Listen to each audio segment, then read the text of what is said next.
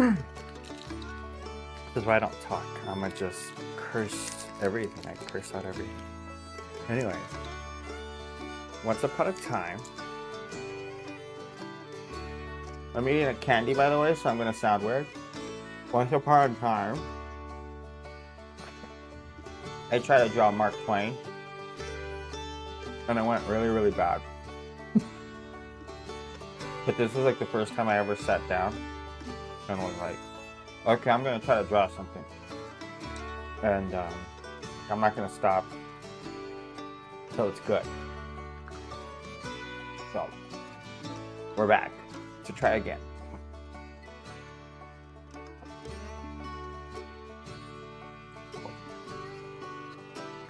This was Mr. Twain back then. This is March 25th, 2017.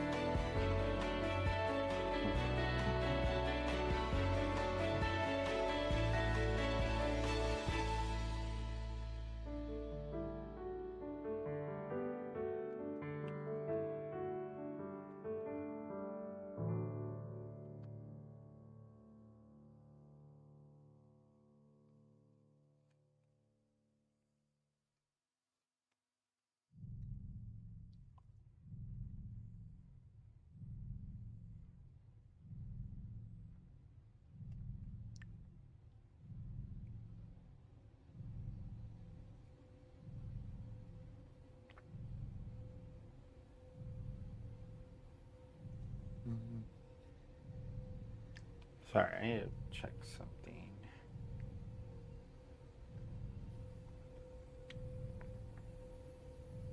I shouldn't be in subscribers only mode. Hello. I shouldn't.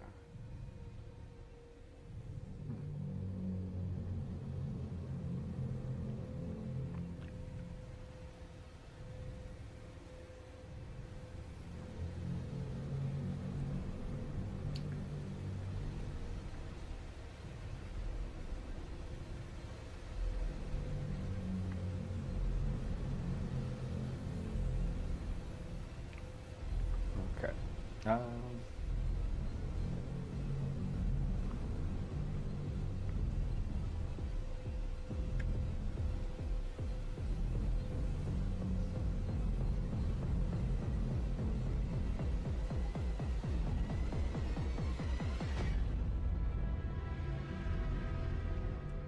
Sorry, people. You can't just draw anymore. You have to like run a computer at the same time. It's pretty frustrating. That's why I don't talk. That's just gonna be a bunch of swearing.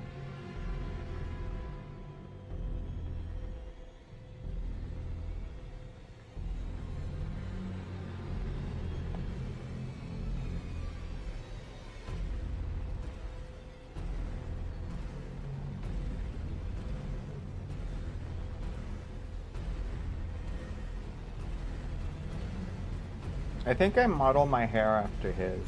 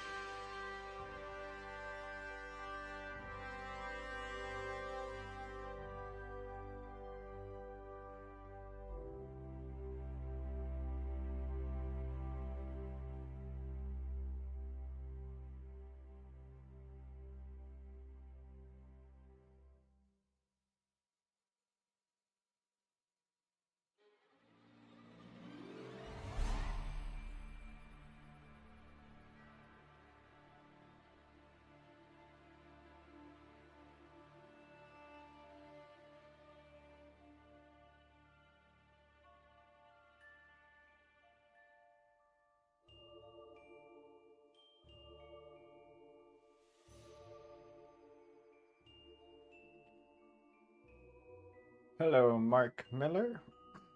Are you?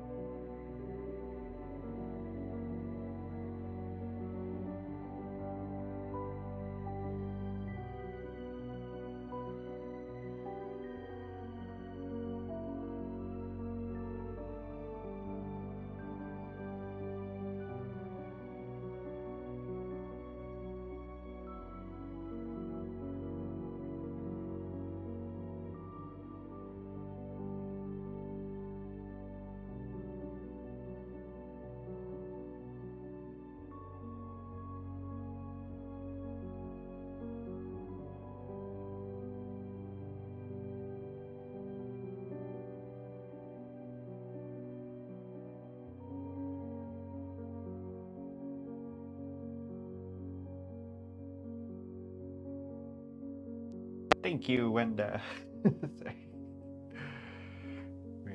We are muted because I don't know, saving battery, but I haven't.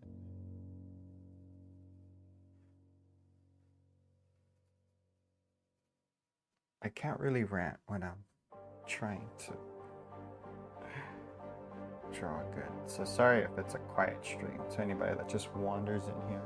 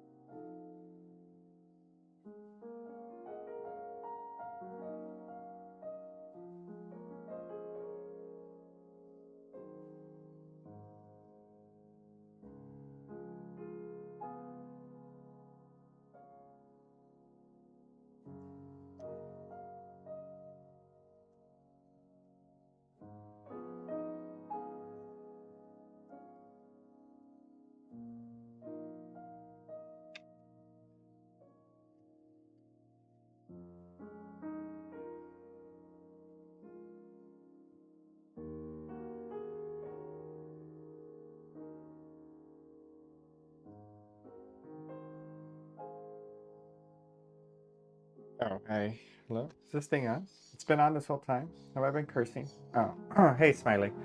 Uh, how are you? Appreciate the likes, by the way.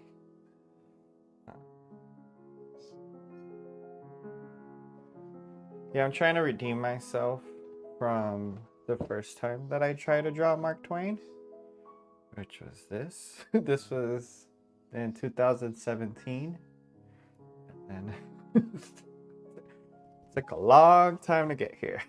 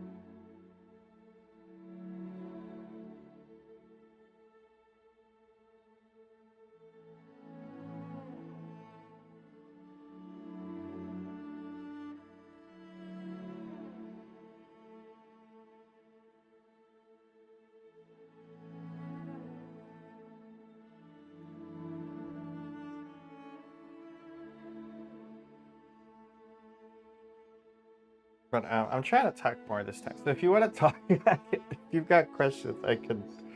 Or if you just want to chat, that's fine. Uh, should I do like a how to draw? The reason why I don't do like tutorials or anything like that is because I feel I'm still learning. And if it's one thing that I learned from actually teaching in the classroom is that giving somebody the wrong information can cost someone their life. So I try not to give any art advice.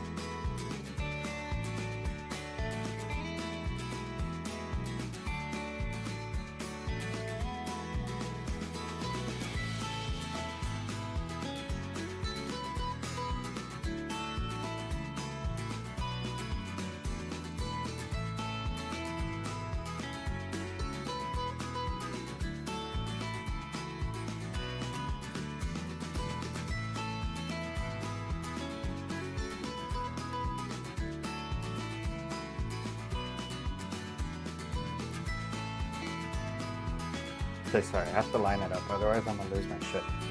Sometimes, like, let's say the eye is way over here, and then, and I just spent 30 minutes. That's why the stream is titled, I don't know how to draw, because I technically don't know how to draw Mark Twain. So, I mean, I've tried it before, and it went horribly, so.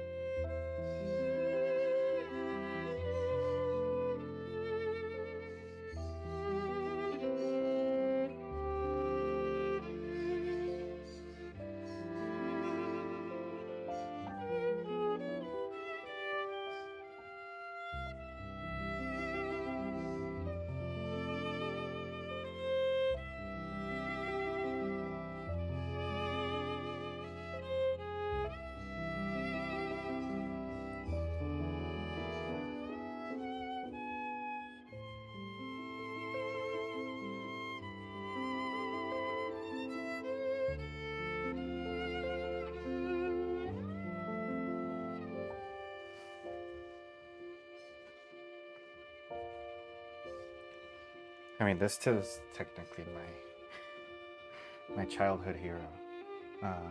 I recently played a stupid game where I lost 20 grand pesos, but on the bright side, I won 3 speakers and a blender. Moral of the story: games like this, bro. Was this like a carnival game? Did you get hustled at a fair? What the fudge? What is it in dollars? My peso conversion is horrible. Bro, you can't do that. Always consider your ROI. I'll spend like 10 minutes adding details that I'm gonna erase. And like, it's okay.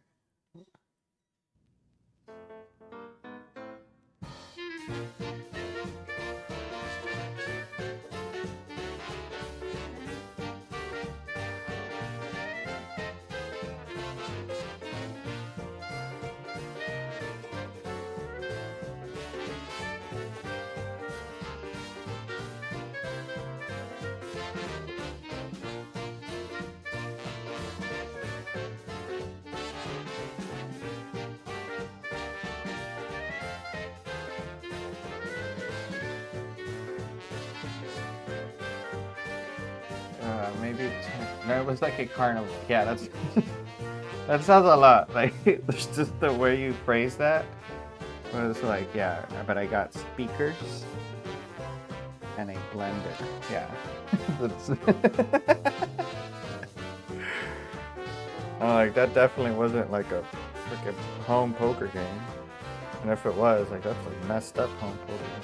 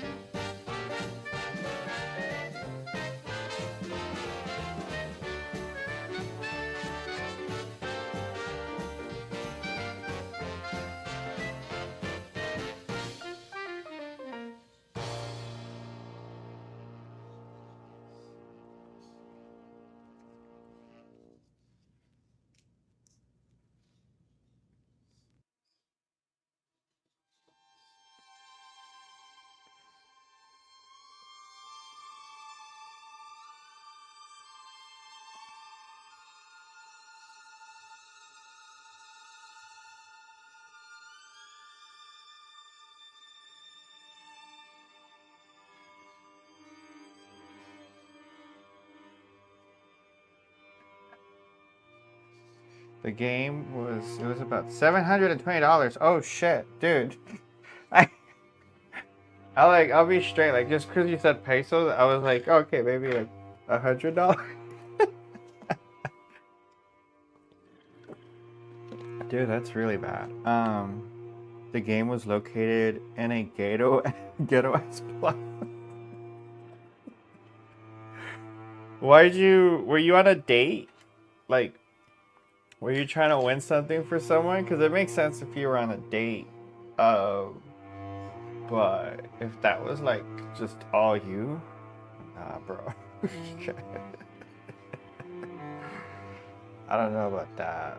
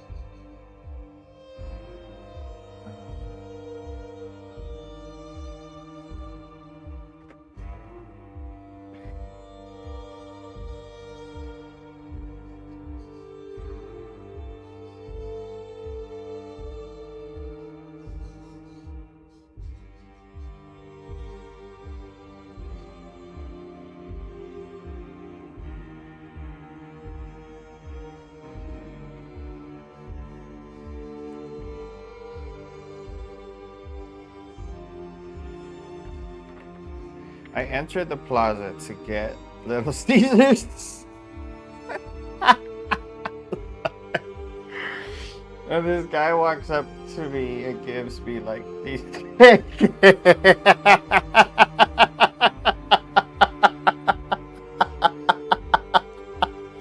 I'm so sorry, bro. I don't mean to laugh at that.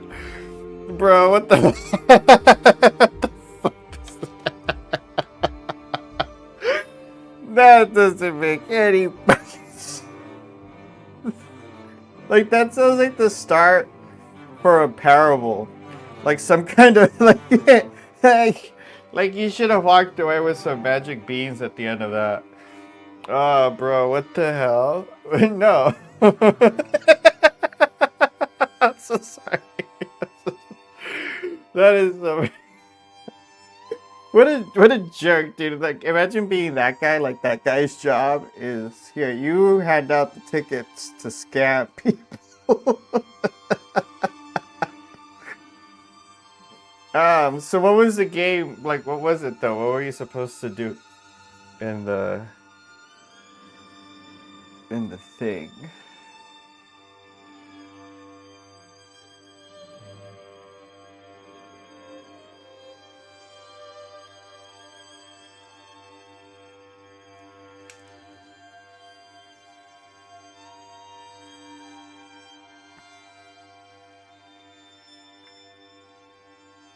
That's just so messed up, though. Was it like one of those basketball games where you have to, you just have to make it, but the hoop is shaped like an oval? My god damn.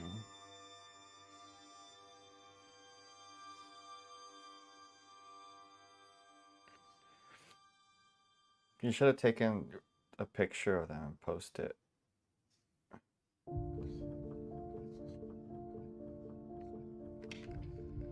I ordered my stuff and I walked over to the game. It's full of people. The gentleman presents me with how the game works. You roll some dice and you add up the numbers. Oh, bro. Were you playing street craps? Was it an actual carnival game, or was this like they're throwing it off the side of a dumpster? Like, these are like, he keeps blowing on the dice before he throws it too. Or is this...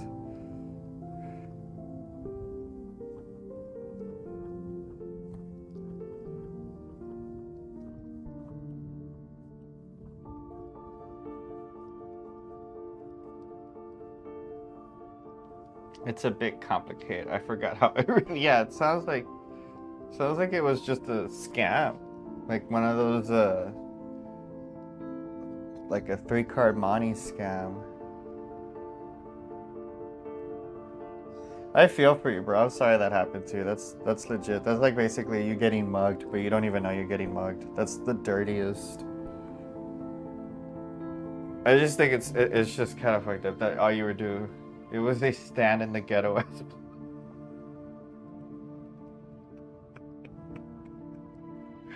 Yeah.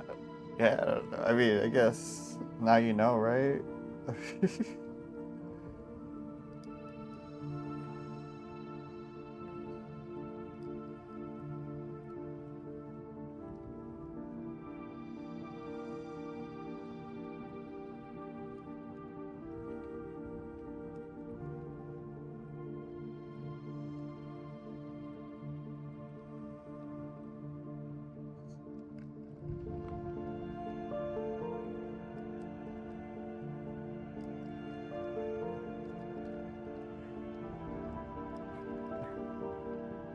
I knew it was a scam, but your intrusive thoughts say, yeah, bro, but at 750, like, let me tell you something.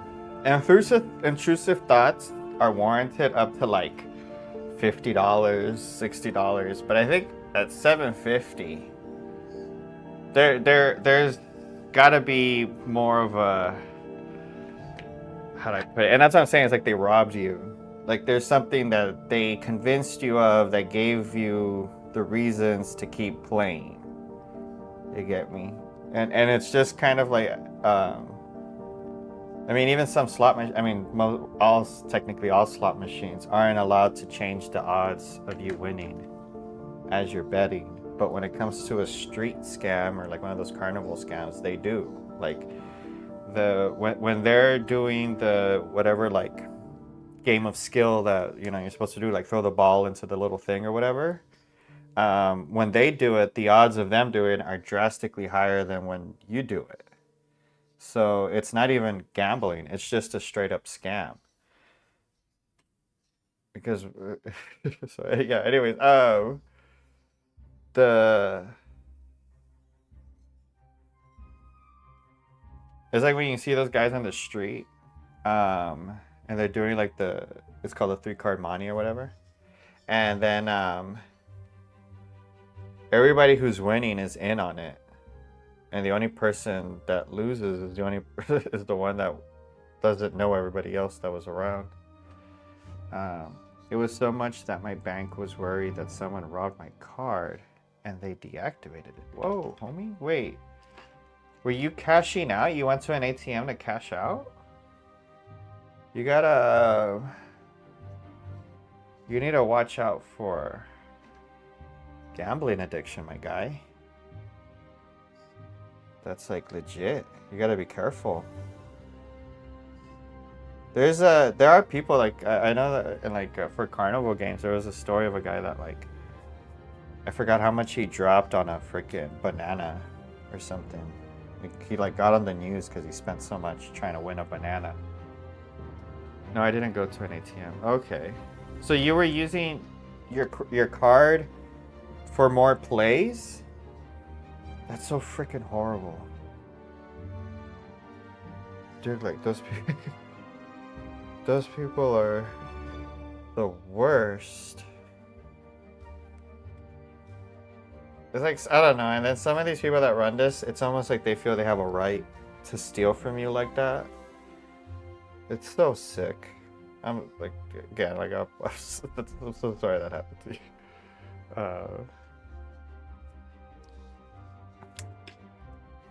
Oh, damn, dude. Yeah, no, never do that. Like, I think rule number one, I mean, I guess for the future, if anything, if you ever go to gamble or whatever, even a carnival, stuff like that, you have a set amount what your stop loss is. They accepted cash and card. That's very rare. Yeah, oh, dude, you should check your card. Make sure they didn't take your freaking information. Because that's just so sketch. Was there like a carnival going on? Or, like, are they always there? Because that shit sounds so sketch.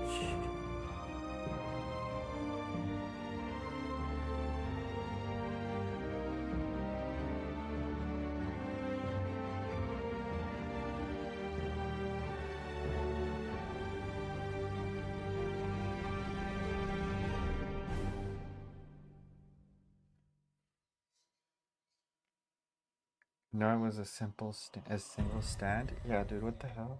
That sounds so weird and random. It's just a gambling stand? like Manuel, you're not going to school today. You're gonna run the gambling stand, okay? You're gonna take that kid's money over there. All he wants is a pizza, but you're gonna make sure he. Dude, that's horrible. It was behind a store in the plaza. You know what? I think, honestly, dude, I don't think those people are real. You probably like ran into some fairies. Something like straight up leprechauns and shit, like Mexican leprechauns. Don't you? Wait, you have duendes. Yeah, you have duendes down there. So they showed up. And then if you were to go back there right now, they probably wouldn't even be there. Which one would also confirm them as a straight up scam, but also my theory that they are just in fact duendes.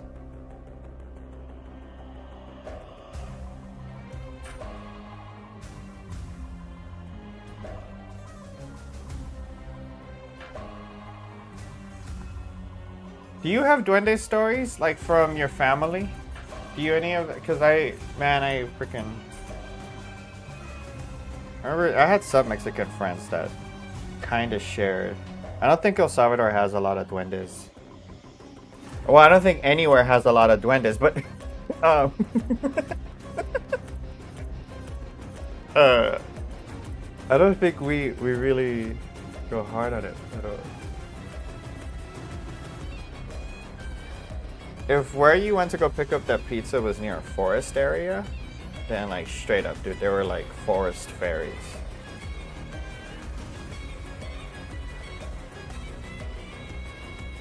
No, I don't get duende. It was always like around Halloween. You would have like the kid at the freaking the most superstitious one would come out and be like, "Oh no, yeah, for sure, bro. My family. We were out hiking in Mexico, and then we saw like these little people running across the bush. It's like, you get a picture? Nah, bro. What is Mexico? I don't have pictures done in Mexico."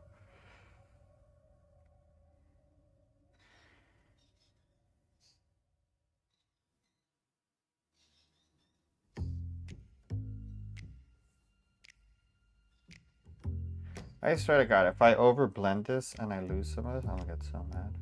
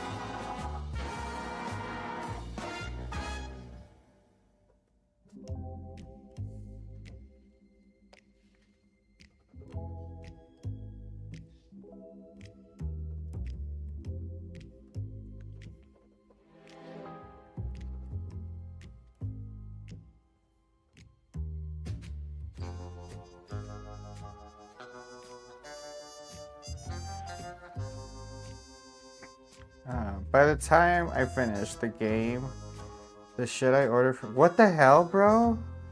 This sounds like you have a problem. How long were you there? But that's crazy. What, dude. So wait, so how'd you win a blender? Like, did you... Like, were you winning prizes? And, like, these prizes are, like, totally not worth what you lost or what you gambled or played for? Or was this like, they were like, "Hey bro, you might have lost all this money, but here's a blender"?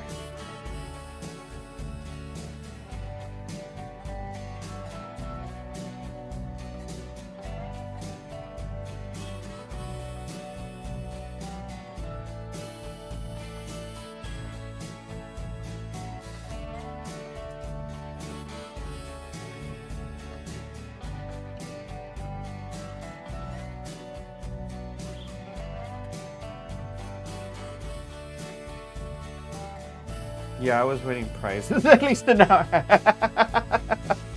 Okay, so like, so you were like, maybe I can get this blender for what it like less than what it's worth.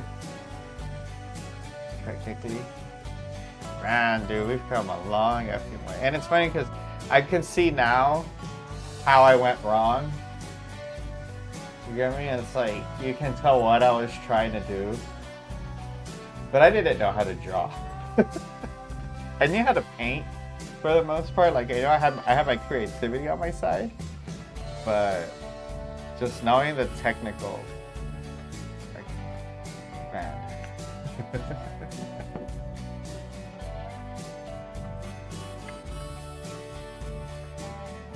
Hello, Googlebot. How are you been?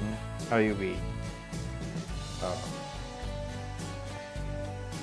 We are. Let me go pick up a package real quick. I'll be right back, people. I want 2 big ass low quality speakers and a small speaker with good quality and a blender. You didn't, so I guess, I mean, you got something back. I don't know if all of that is worth $20, but well, I'll be back right now. Hold up.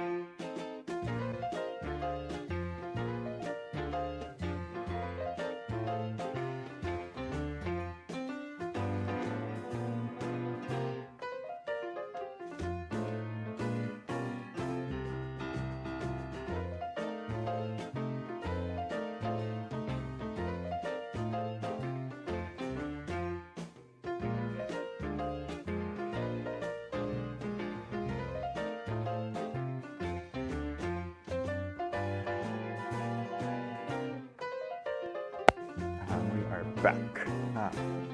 We're gonna do a product review, people. You have to see. We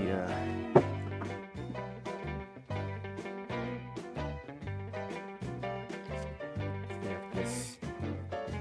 We got a case. That genuine quality. All right.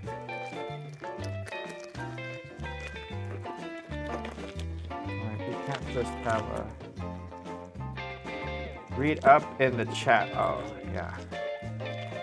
Yes, Google button. You have to catch up with what I think Smiley got scammed, but I don't know if that's getting scammed. That seems a lot like. I don't know, man. Ooh, this is cute. Look at that. Oh. This is for my new baby girl over here.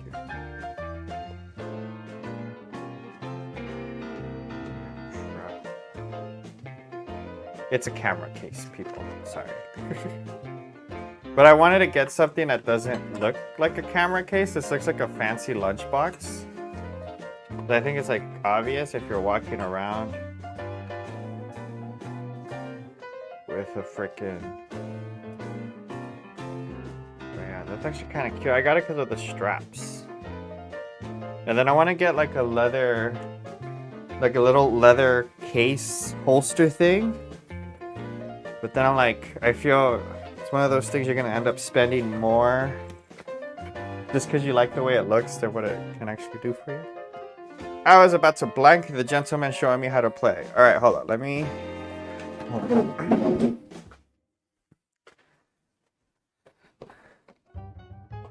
All right.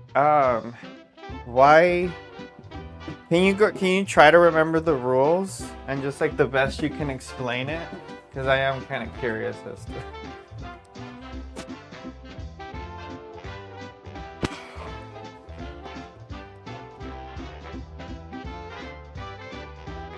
Okay.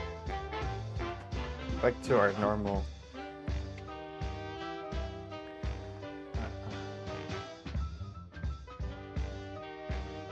You know, I was looking at the lighting. Hey, do you guys think the lighting is too bright or is this just right? Because I like the way it looks. I like that it's not all. Almost looks like a.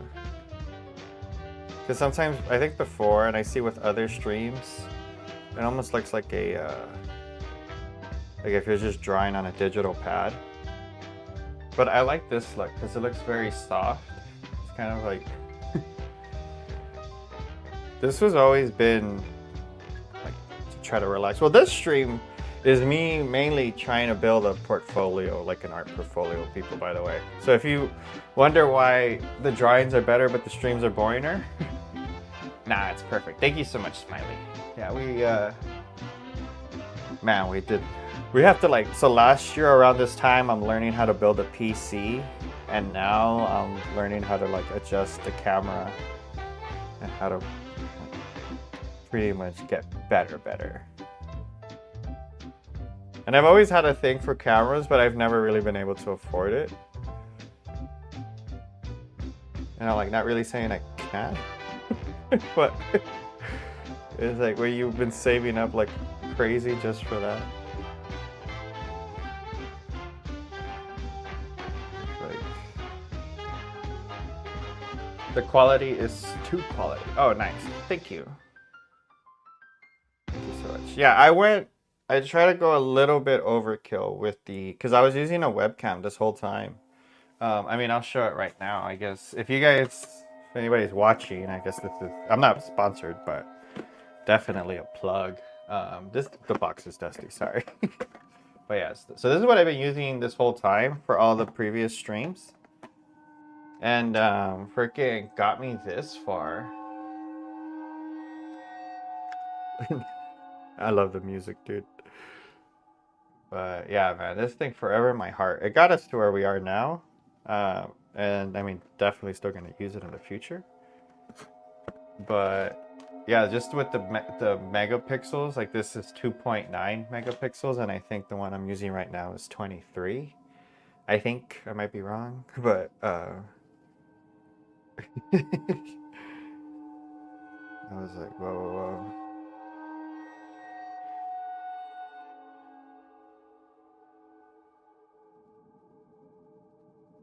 But my thing, where like especially with the angle and just the way the streams have always meant, I've always tried to give them the feel as though you're drawing it yourself. You get me?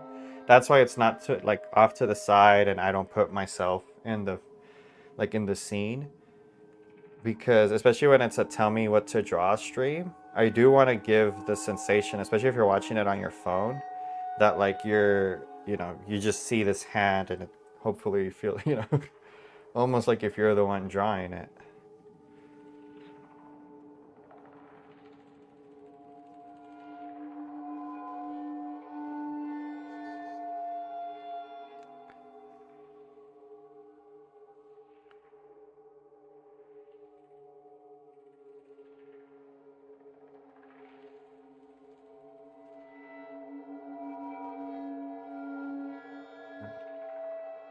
But what so when did you walk away? Like when did you know it was time to leave? Oh, it's because they shut down your card? Or was the guy telling you like, hey, you can win back your money? Was there like some kind of side bet going on?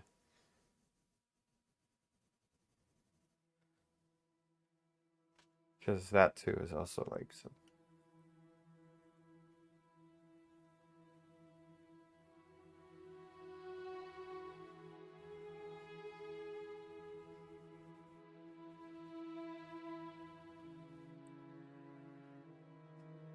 No, I had. Yeah, I heard. I think what will happen sometimes at carnivals, where like the guy starts saying, like it's like just straight up doing side bets where you can get your money back if you do something. But I was about to sue them up front. I mean, I don't know how Mexico works, but I know when it comes to like that shit, it's almost like first they're gonna look at how long it's gonna take and how much money they can really get back. And so if you only lost that amount, then all they could really recover is that amount. But what would need to happen, that's why it's like if you take a picture and you post it somewhere, like on your Instagram or your social media, and then if there's a bunch of other people that straight up been scammed by them, then that's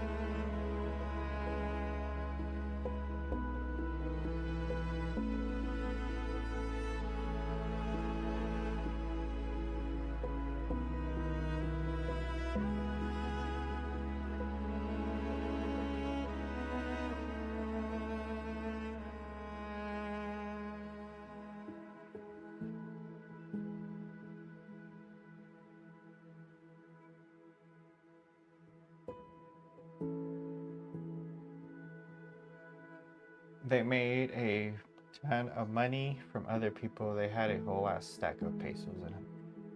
Huh. You know what, bro? Honestly, that might be some other shit, and you might just want to walk away.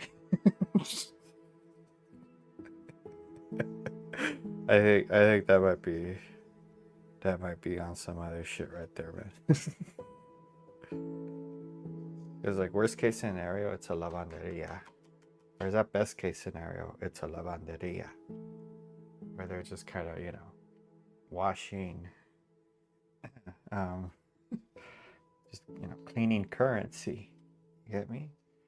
But I don't even think Mexico would care.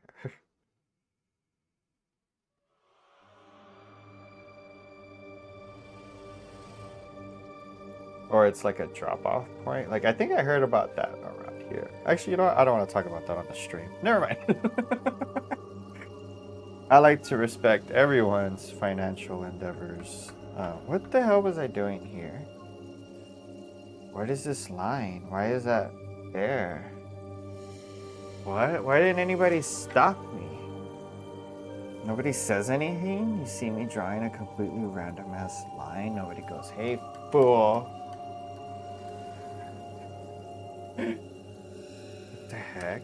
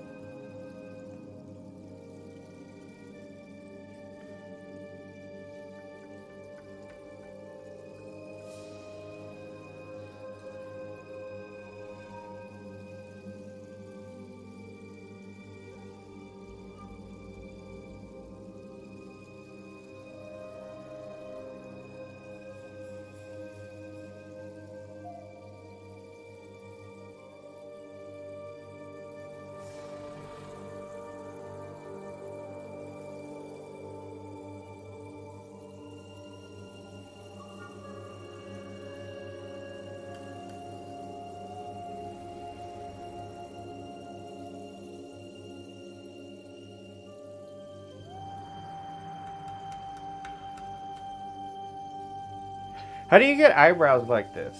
Do you think he would dye his eyebrows? How is it that one is black and the other one, and how do you overgrow like that? I mean, you can see why I never stood a chance. I don't know how to do math, but 5 plus minus 2, so 7 years ago? No, that doesn't make any sense. 2017, 8 years ago. Yeah, you see, 8 years ago, I never stood a chance.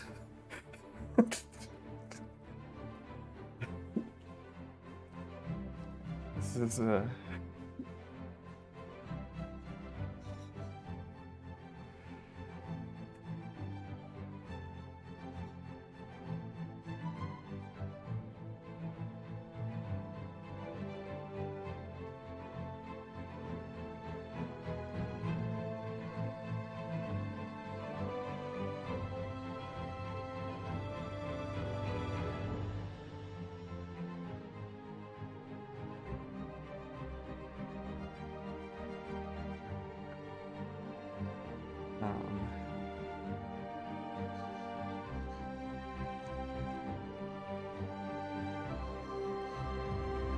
And how much are the speakers worth? Like, have you looked that up? Like, maybe they... What if, like, this whole time you've had $700 speakers with you?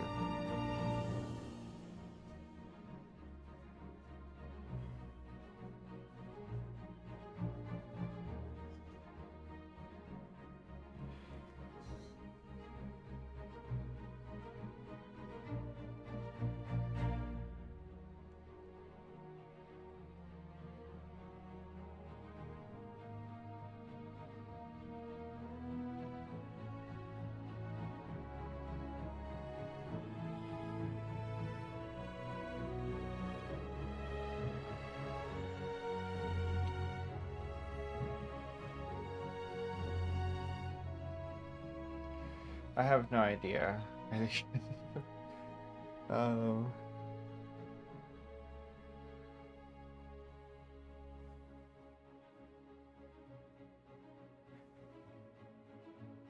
Yeah, I've had some like bad losses, but I mainly play poker. Um, every time I played a slot machine, it's just straight up felt like I got robbed. And then for blackjack, like the last time I played blackjack on a table, I was probably like 20, probably 24, maybe, like 6 years ago. But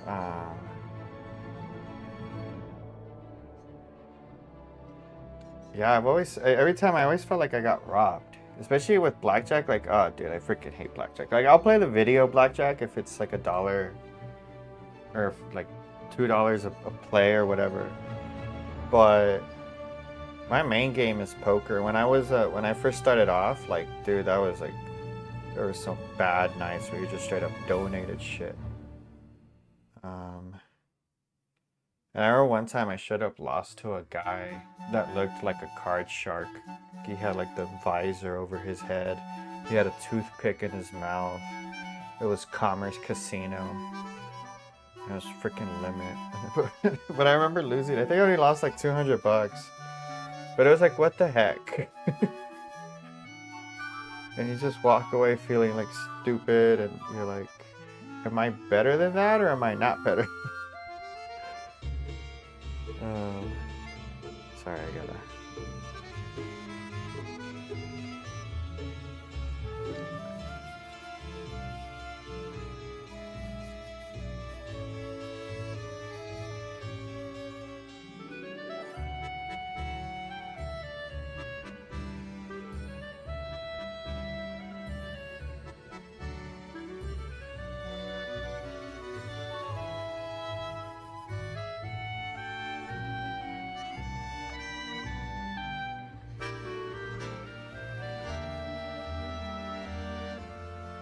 Does this look like him?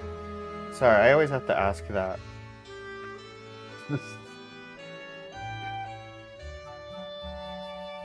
Or does this look more like, what's his face? The Colonel. Hey, do you have Pollo Campero where you live?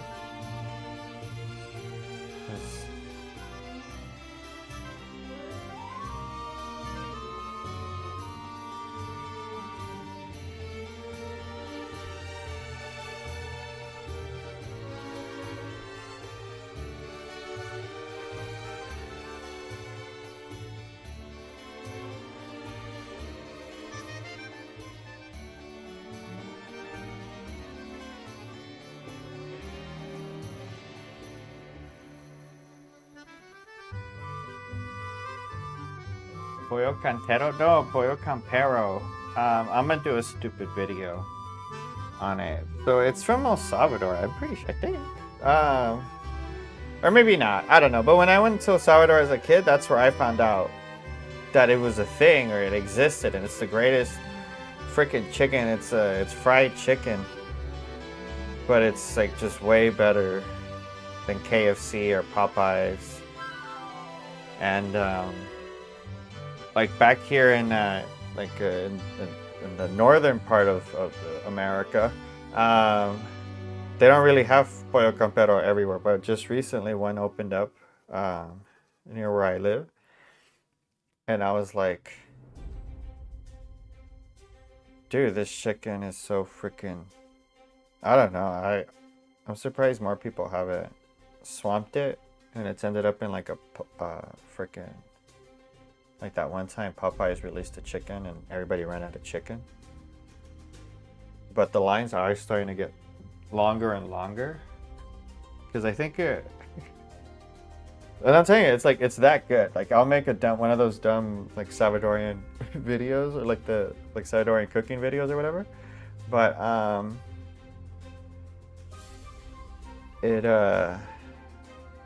I was just curious if you had that down there. But I remember the chicken sandwich from there was ridiculously good, but they changed it now. It used to be like a chicken patty, but almost like a Big and Tasty from the 90s or whatever. And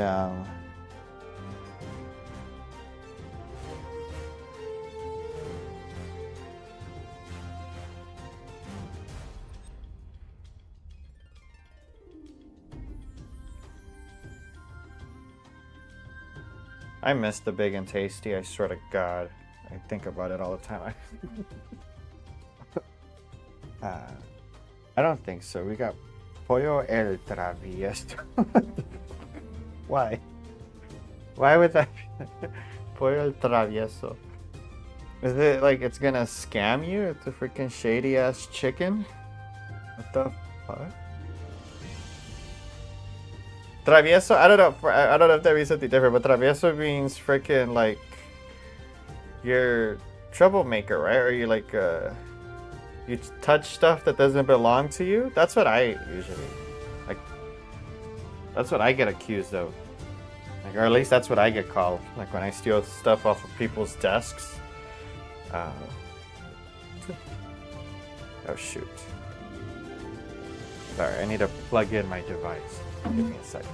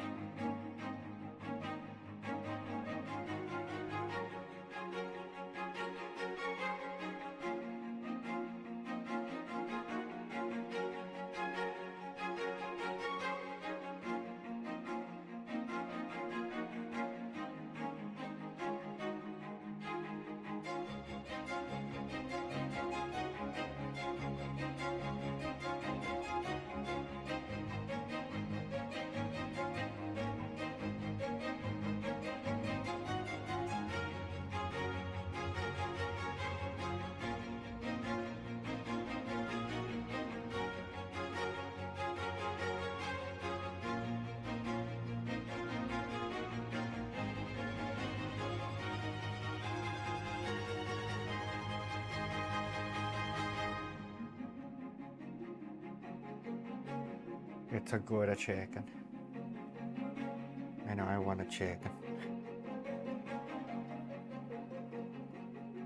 The worst one that we have around here, I don't know if maybe it's down there, but it's Juan Pollo. That is the worst freaking shit I've ever tasted. It looks like Pollo Loco, like just the freaking from the chain. But it tastes like mush. And I don't know, maybe it's just the chain or the particular franchise where these people keep picking up because my family loves it. So every time there's like a family gathering, they'll try to get it. And it's so gross. And it's like, oh, hello, Faceless Fox, how are you? Do you know who this is? If you don't know who this is, you need to go do some research and then come back with a 100-word essay on who this is and their contribution to American literature.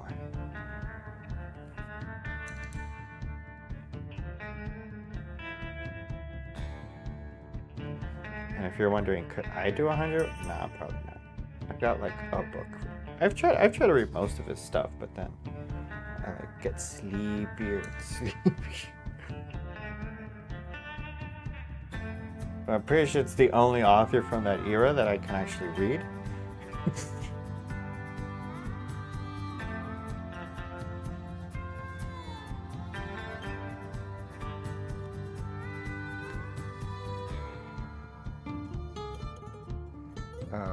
Reads up the chat, please.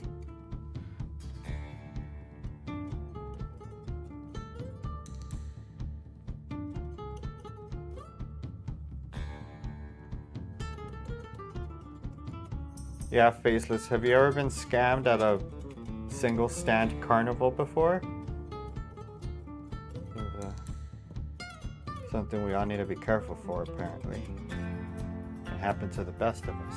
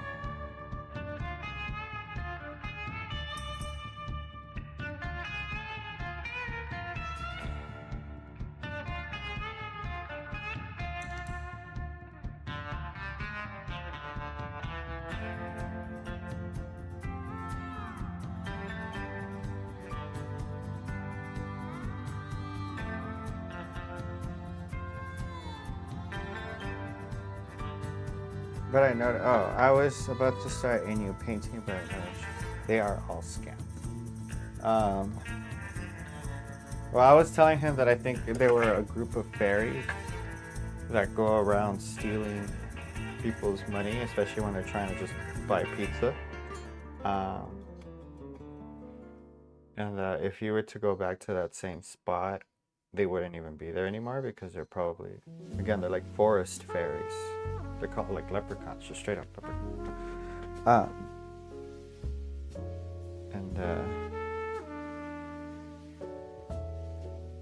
That's why it's important to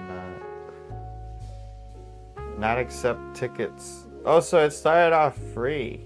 Like he just gave you tickets to play for free. Oh, that's messed up.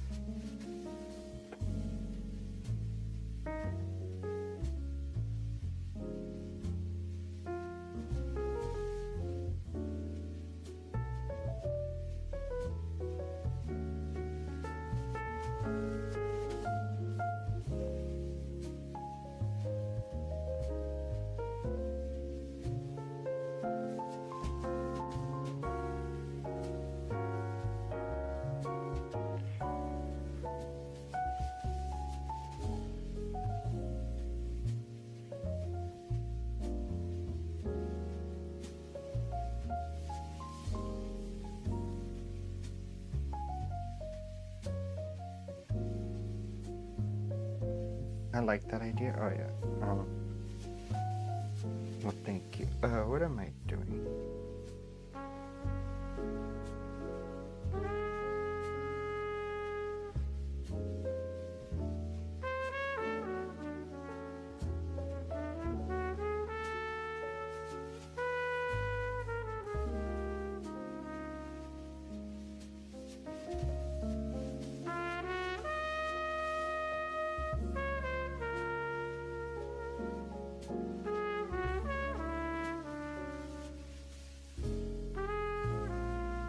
Oh, am I supposed to too?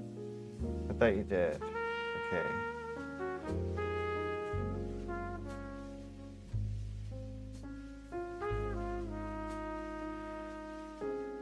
Talking to myself, people. Sorry.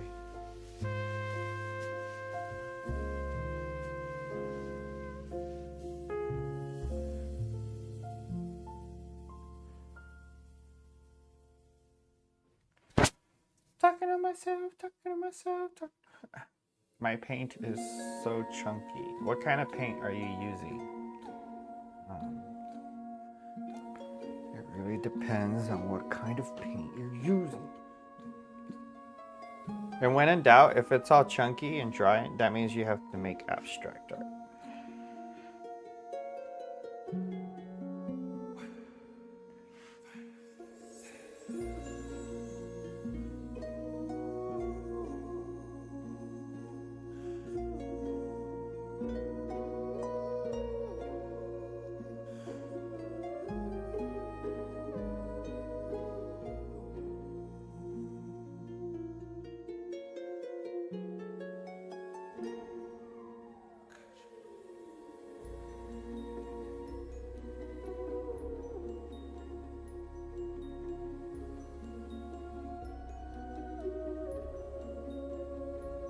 Doesn't it look like he's looking at you? I think I messed up because in the picture he's like looking away, but now he's looking at you. Wait, no, he's looking at the camera. No, he's looking like away from the camera. And now he's looking at the camera. I mean, I guess it doesn't matter. As long as it looks good. Does this look right? Have I messed up horribly? Is this the worst thing in the world?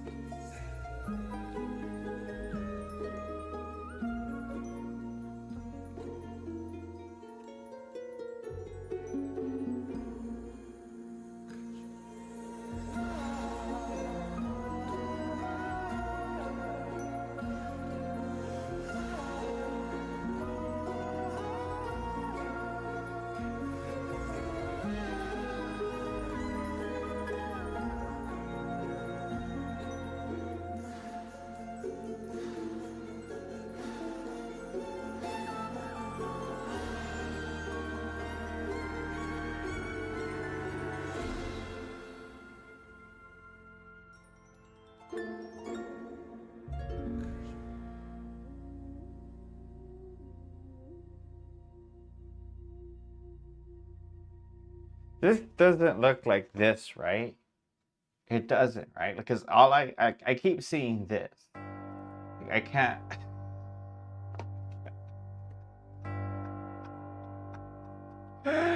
This is just a self-loathing. I ran out of black paint, so I went to my garage and found a bottle of black. Okay.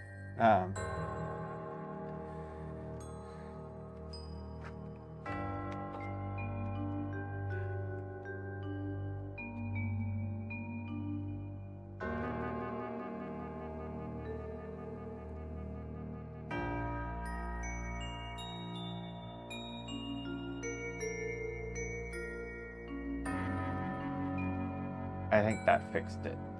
Okay.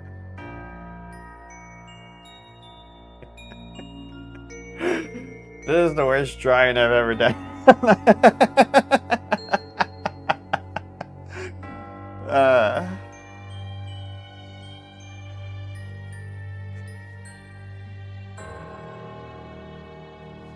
Like I should do like a montage of the zero self-esteem that I have when I'm like mid-drawing. The only time I consider myself a good artist is literally like 5 seconds before I finish a painting or a drawing or whatever. Like, but up until then, I am the worst.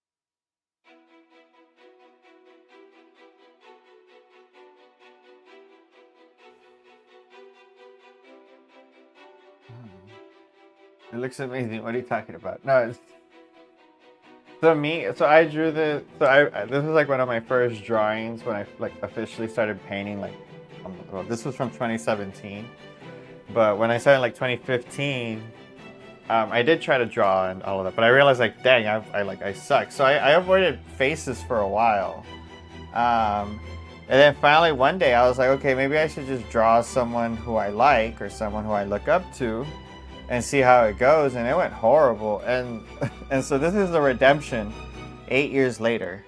But in my head, all I can see is like my previous failure. And like I can see how I went wrong last time, even though it's 8 years ago.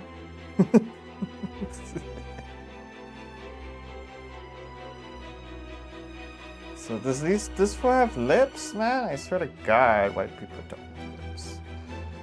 Sorry.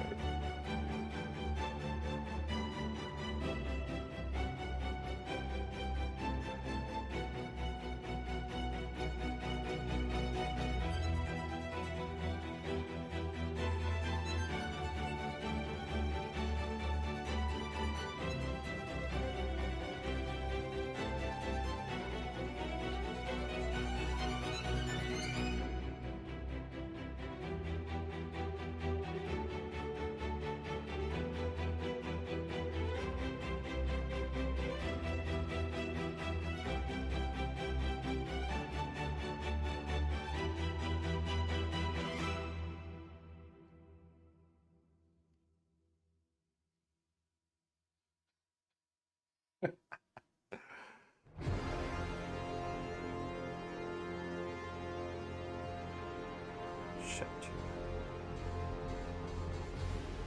Yeah, it is. Okay.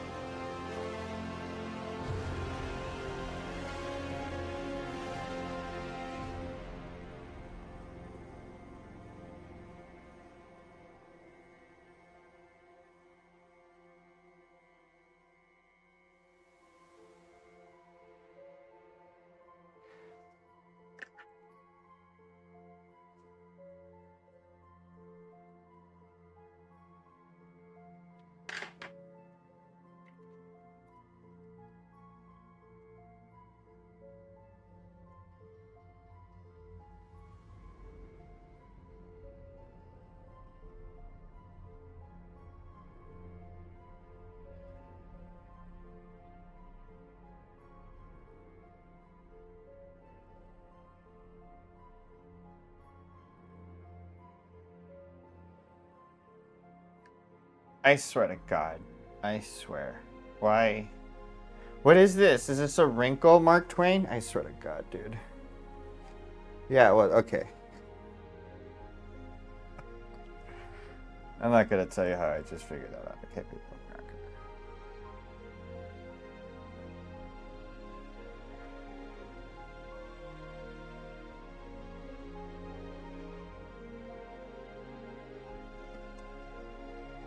But it's still a piece of art. The other one looks so goofy. Oh, thank you. Well, if I draw better than you, faceless, it might only be because I've been doing it just a little bit longer. Could be that when you've been drawing for as long as I have, you'll be way better than where I am right now. You get me? So you just gotta keep going.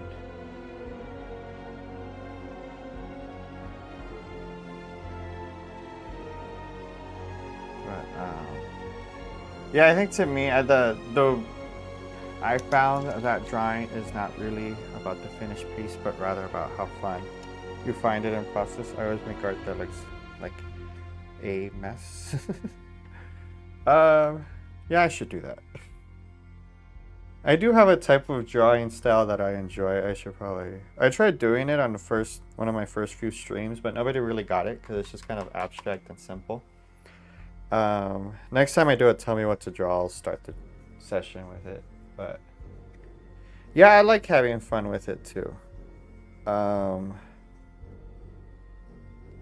think when I do these though, or like when I've sat down, I actually try to sit. Like to me, it's not so much about how much fun I'm having, as it is how can I get this technically correct, and how can I improve my technical skills. And so, to me, the fun part for me, especially with these drawings, that's why I don't do like, this isn't my normal stream and why I'm streaming at this time. This isn't, it's kind of, to me, the fun comes at the end when I'm like, wow, I did that. Like, holy crap. And I can't say this was fun all the way, like, or that this is the funnest type of drawing I can do. What I enjoy is who I'm drawing. So, like, me looking at Mark Twain's face is just inspirational and hopeful and all this bullshit. So I'm okay. I'm okay drawing his face for 2 hours, 3 hours, or how long this has been going. But yeah, if you sit down and you try to draw something that you just hate or absolutely like you just don't enjoy, it comes out bad. And as I feel kind of bad sometimes when I'm doing the normal stream. Because if I don't like the reference picture or I don't like the subject, it does show in the drawing. Because it will be like part of my mind just goes, nah, I don't want to deal with this. And I still try to do my best or whatever, but yeah, like to me, the better the suggestion or the more creative the suggestion, the better the drawing comes out in general. So yeah, I think so I do feel that if you're having fun with it, in general, the art should come out better. But that doesn't mean, like, how do I put it? You should ignore the boring parts or the unfun parts. I think those are the most important to get through first. Like when it comes to painting, like, did you prep your canvas? Did you prime it with gesso? Are you gonna do an underpainting first? Are you gonna prime it with some orange paint, or And like that part's not the fun part, really. But well, to make that part fun for me is I just wear gloves and I just kind of finger paint when it comes to priming my canvas. If you look at some of my first art shorts, I'm doing that. It's just a finger painting of me painting a universe or a galaxy or whatever.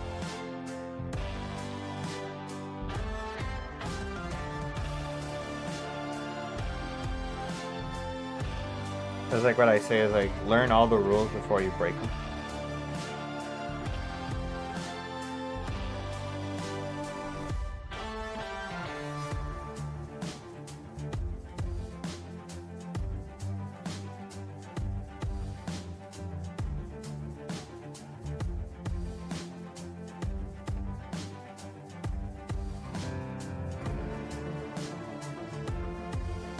Yeah, I get it.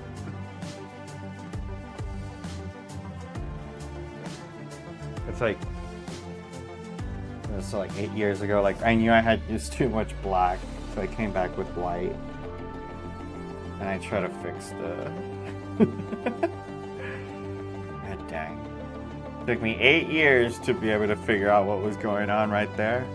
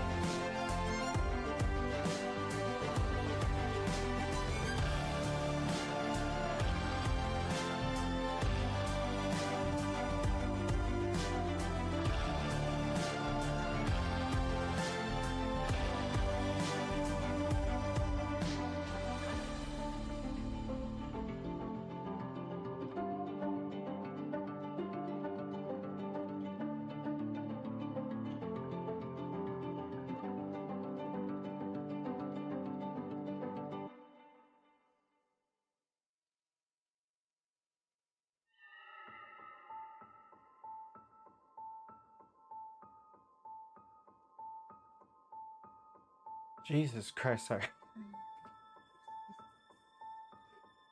I think I always say that because when I was teaching, I never liked to take, you know, somebody's deity's name in vain. So if I ever apologize after saying Jesus Christ, that is just a habit from having taught. I would always go, Jesus Christ, then apologize to the class. Like, sorry, I didn't. If somebody here believes in that, I didn't.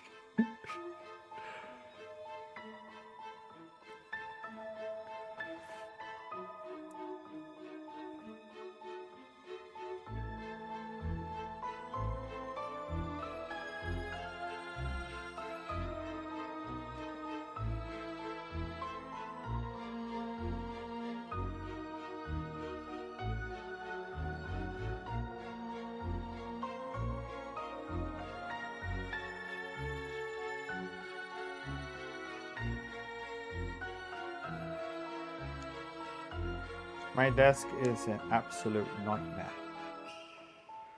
Oh, that's good.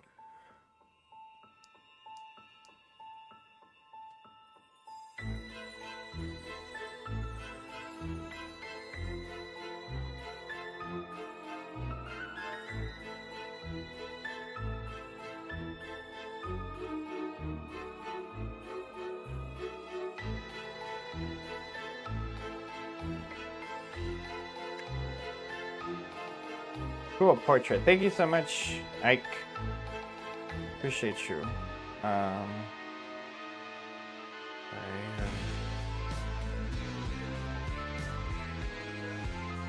this is Mr. Samuel Clemens, author of Tom Sawyer.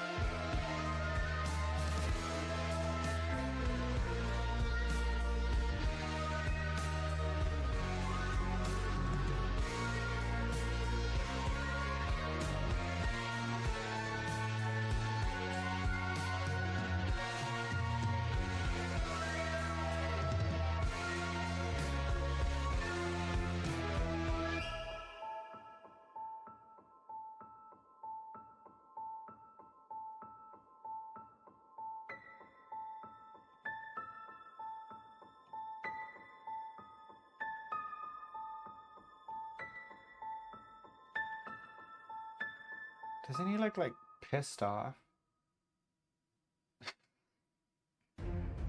I guess he looks a little angry in the thing. Or is it just me? Am I like messing up bad right now? Am I the worst?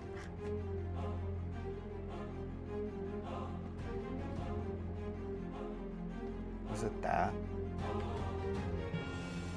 I think that's better.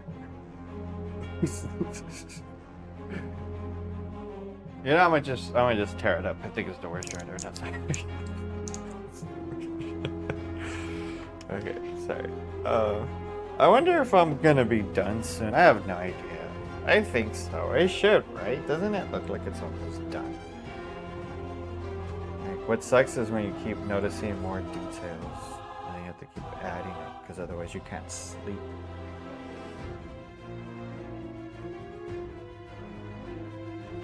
This is very annoying.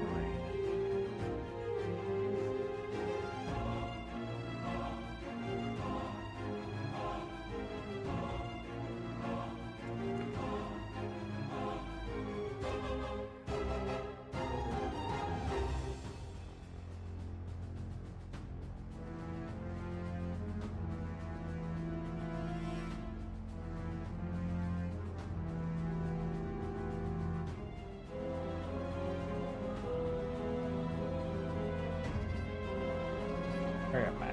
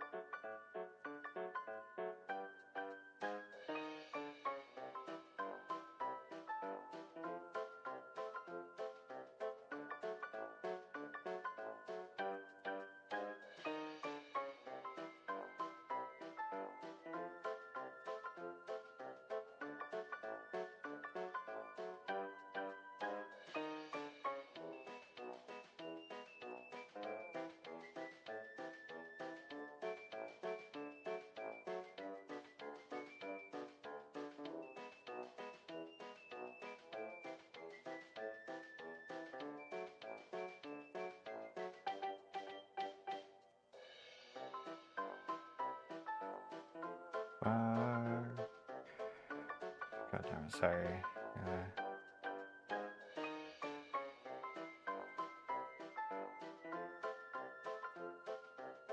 I swear to God. I swear to God.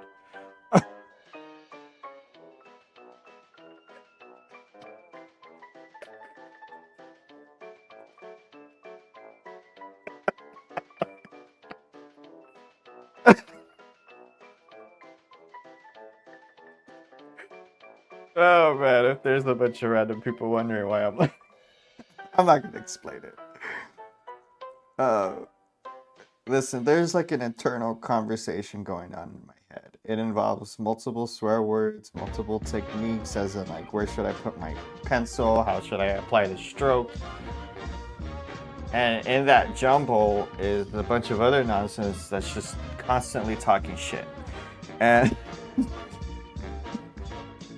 that's why you might hear me swear and then immediately start laughing, or it might be quiet and then I immediately start laughing for no reason whatsoever. So yeah. It's like, am I too in touch with my creativity? Is that what's going on? Should I...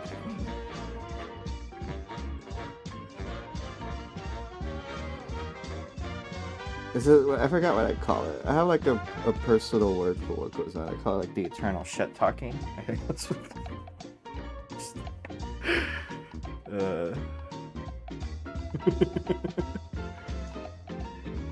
Like the first time.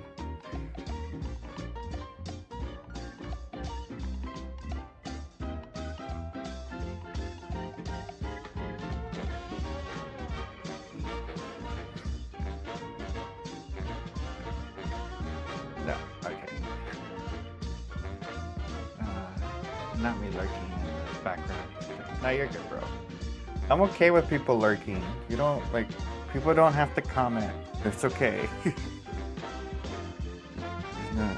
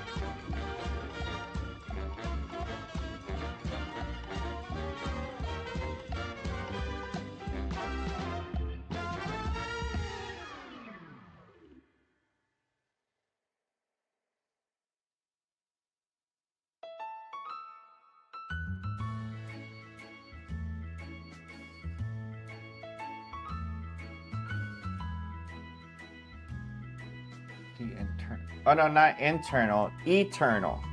Sorry. But thank you. I think internal is more accurate, but we call it the eternal, as in it has forever and it will forever keep going. I'm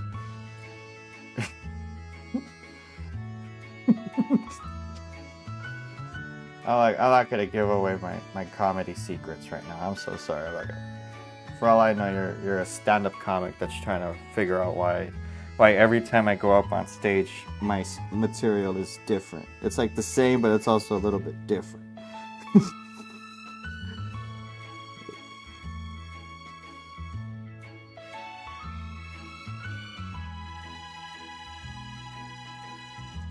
Yeah, but I tend to have a new bit like most of the time that I go up. I've always felt it was part of that. This creative process.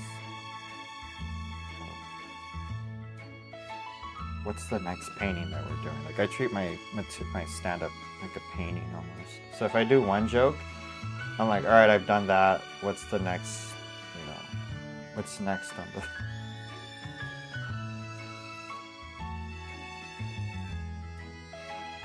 Or one of my favorite things that I know sounds kind of dumb, but like my favorite thing is to perform in front of like less than 10 people. Because then you can be really, really random. Just...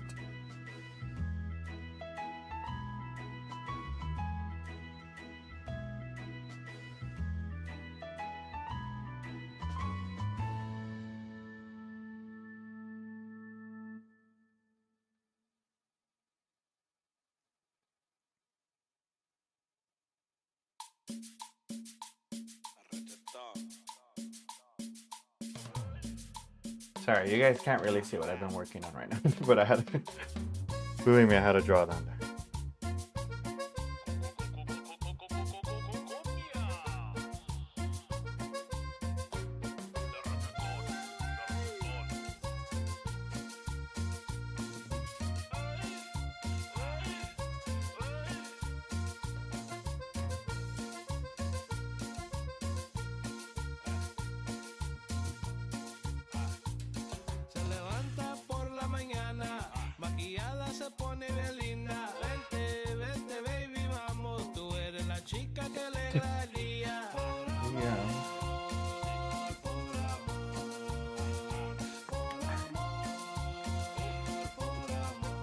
But I've learned to like watch that. Like it is kind of a fine line between like just being creative and then just like being mean to yourself. You get me? Like you don't want to do that either.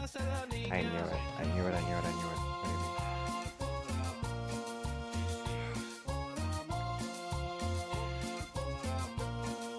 Yeah, but that's just because you put the ear in there. What do you mean? I mean, his hair is supposed to be right here. Fudge. That's why it was all.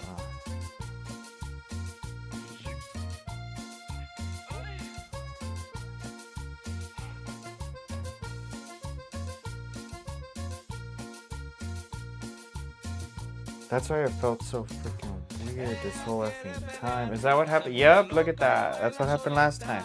That's why I kept seeing it. This. Because this is the same reference picture too. I was like, wait, what's wrong right now?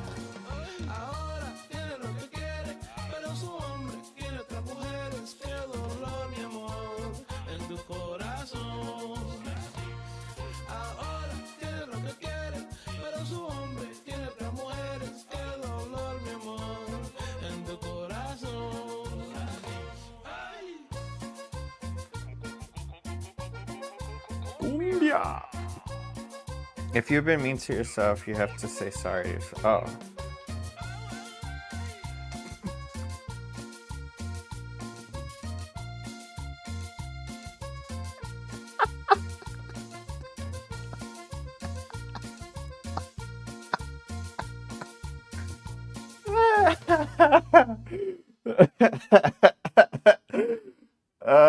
I like that advice. That advice is actually pretty legit. But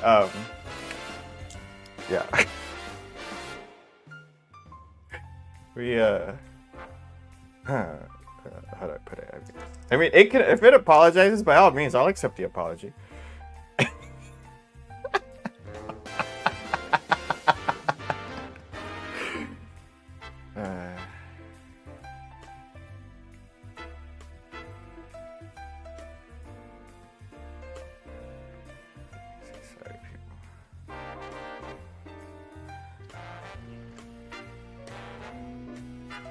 But I really like that saying, though. I'm gonna steal that. If you're mean to yourself, you have to say sorry to yourself. That's actually pretty legit.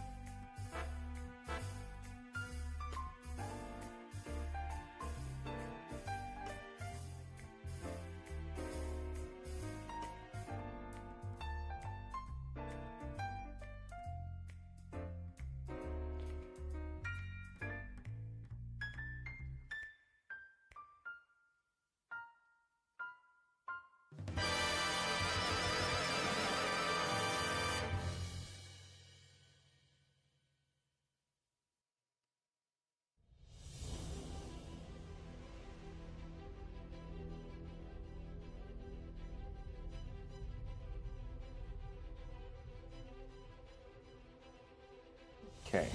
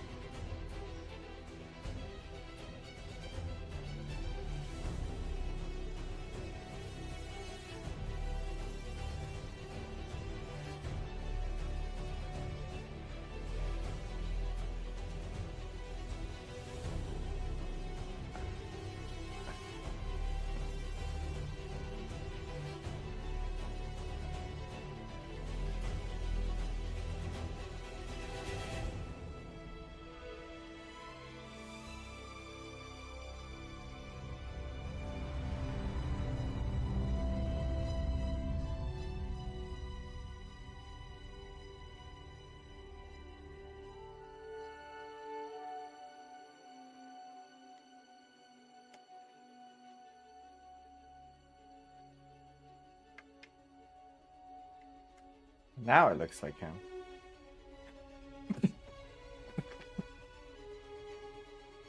Should I use this? Never mind. I have somebody that just tuned in believe that I drew this with this pencil. I'm not gonna matter right now. This is HB. You're good.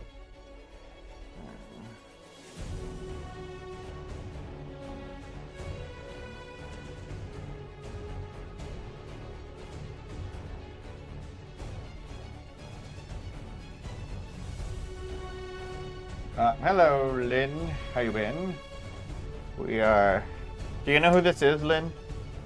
Very important. Do you know who this is?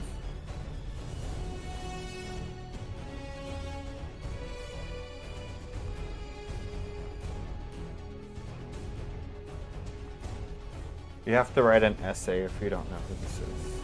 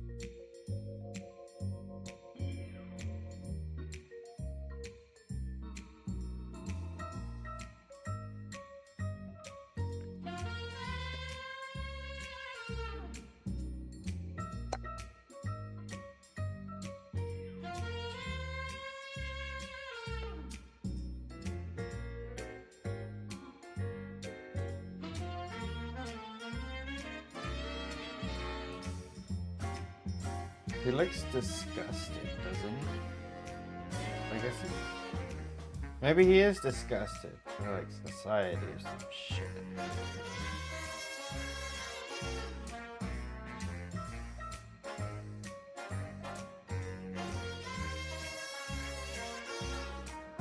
Oh, I see what I keep doing. Okay.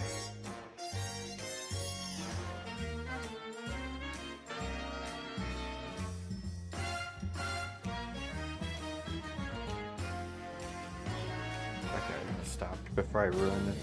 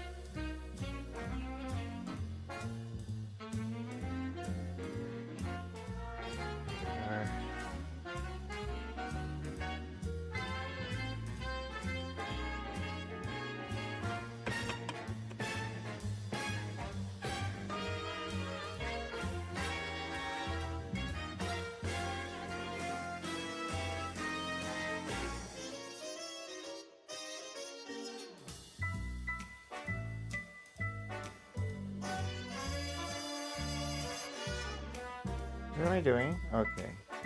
Really? No, it goes straight forward.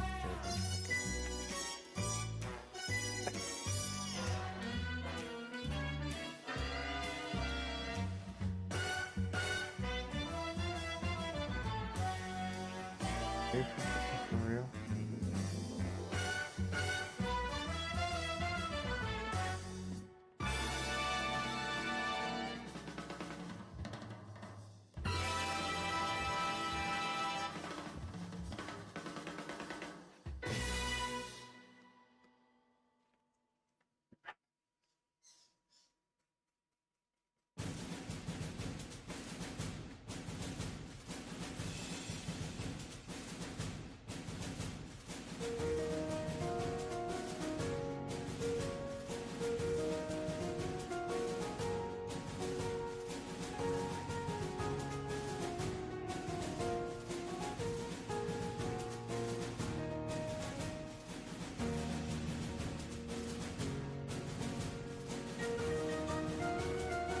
What kind of hairline is this?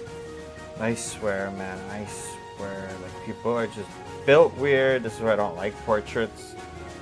I don't like drawing faces. Everybody's weird looking. Doesn't matter who you are. Everybody's weird looking.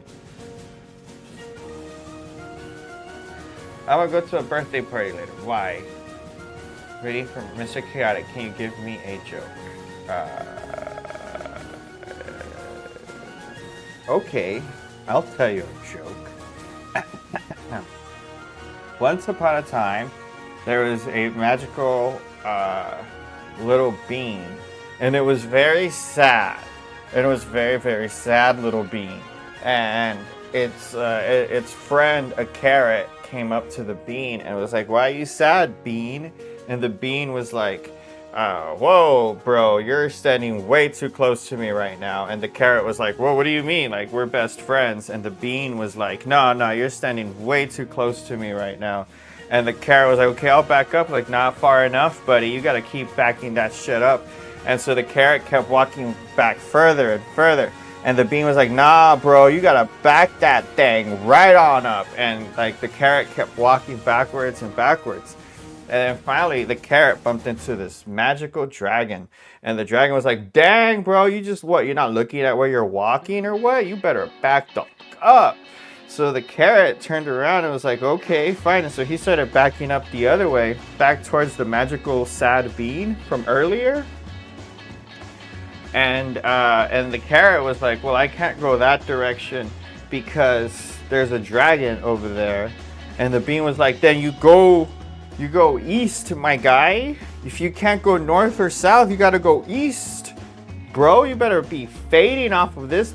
And so the carrot left the magical sad bean and started walking east to the Valley of the Kings.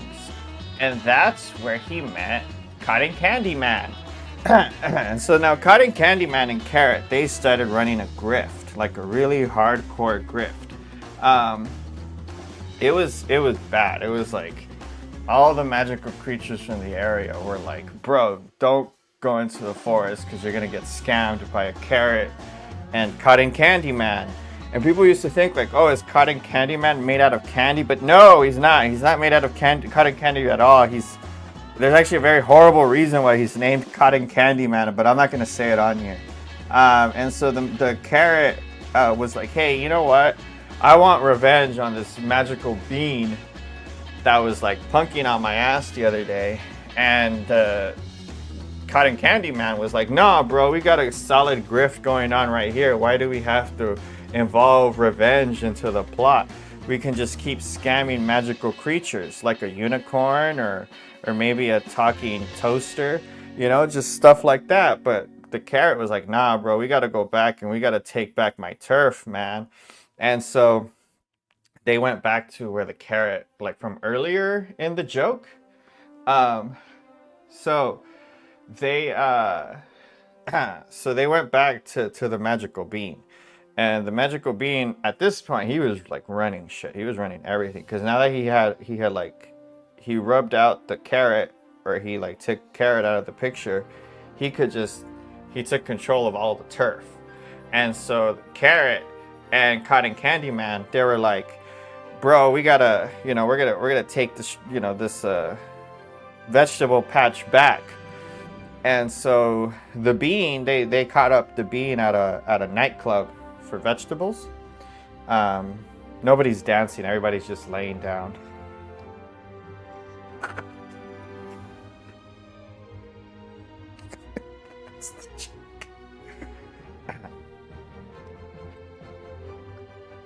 The end.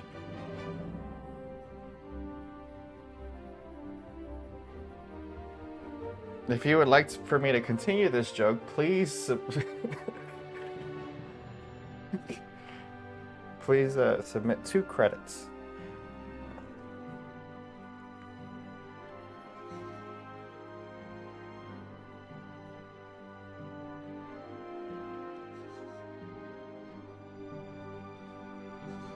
Did you guys get it? Or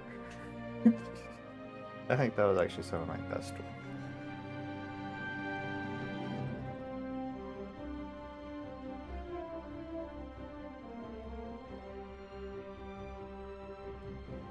This made me laugh harder than I have all week. Oh, thank you so much. Was it the nightclub for vegetables, but nobody was dancing? They were all laying down? Because that might or may not have been a long ass story just just for that. One time I went up on stage and I don't know, I guess I wasn't fully prepared, but I did sounds of the rainforest for 5 minutes. Just,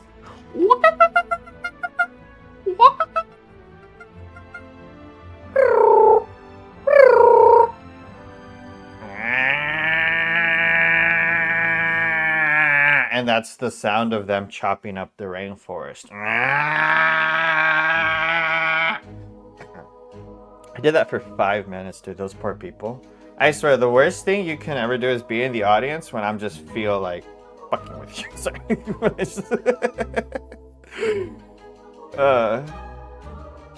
I can't, like, sometimes I just look into the crowd and I just see these innocent, oh, thank you so much, Faceless. But I just see like the innocent face of the audience and I go, nah, you know, I'm gonna be weird. I'm gonna just be weird and unexplainable. That's where this is gonna go. That's what you all get for looking innocent.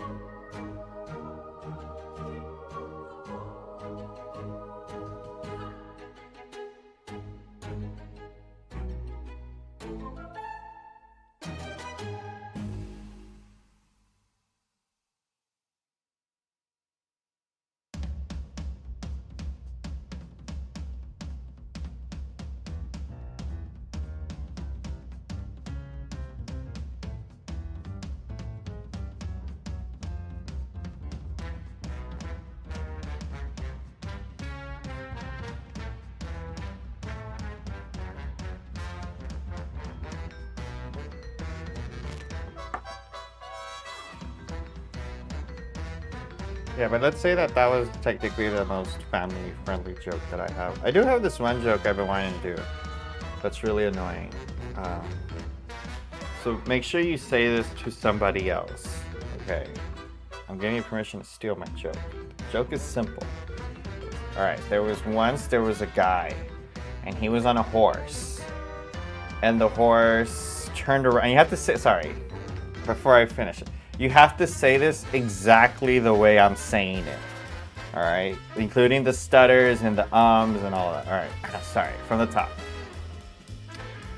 Okay. Once upon a time, there was a horse, I guess. And there was a guy on the horse. And the guy was riding the horse. And the horse turned around and it said something funny, like there was a guy on a horse, and the horse turned around, and because it was a talking horse, and so the talking horse told the guy, once upon a time there was a guy on a horse, and the horse turned to look at the guy in the eye, like the horse looked the guy right in the eye, and he said, once upon a time there was a guy on a horse, and they were riding along, and the horse quickly just turns around to the guy, and he goes, hey, once upon a time there was a guy on a horse. And the horse says something funny, like, I don't know, the horse says something funny, like there was a guy on a horse, and the horse I've been wanting to do that on stage for so long. I just want to annoy the shit out of someone. What happens is I'll get up, like it'll be my turn to get up, and I'll just completely forget about this kind of nonsense. I'll just do like my normal, I don't know what we would call it. It's like part reality, part fake kind of stories. Because I'm not gonna say everything I say is true either. Like I'm not gonna, I don't know. Sometimes what I try to do is base it in some kind of reality. So.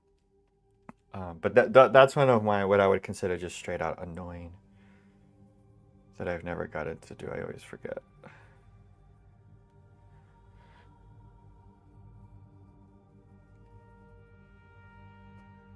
But yeah, please use that joke on somebody, like get their hopes up, and then you just kind of keep repeating that line over and over again, and then tell me how it goes. But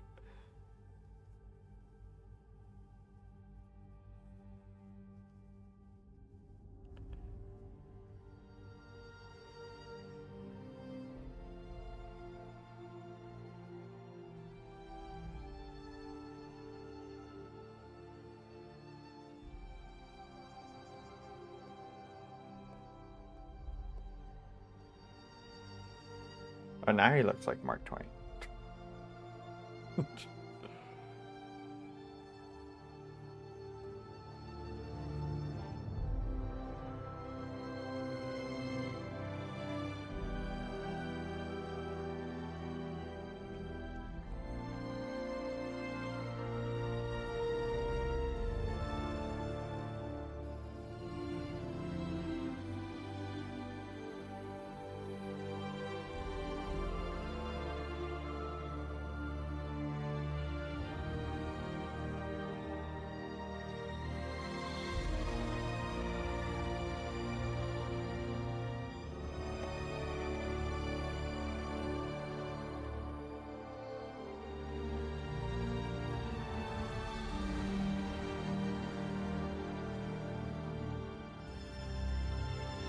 That was the most confusing thing I ever heard in my life. Thank you so much, Faceless Fox. Thank you. That really is what we were trying to go for. It is.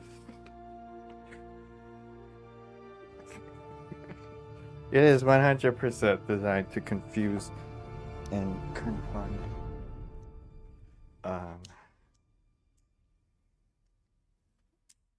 It's like when I was in school, people used to call me random all the time. They're like, bro, you're random. And I would take that as a compliment. It wasn't until, like, I think a few months ago that I was like, oh, they were making fun of me for like 10 years. But, but I've always taken being called random as a sincere compliment. I'm like, oh, thank you so much. Like, we were trying to be random.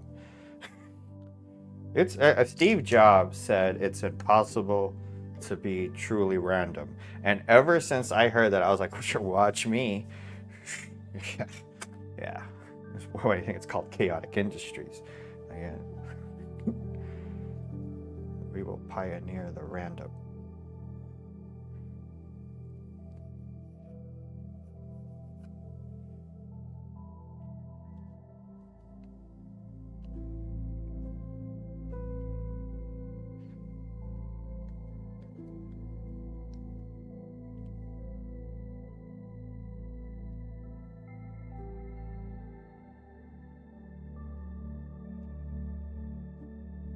Is that what's been messing with me? I think so.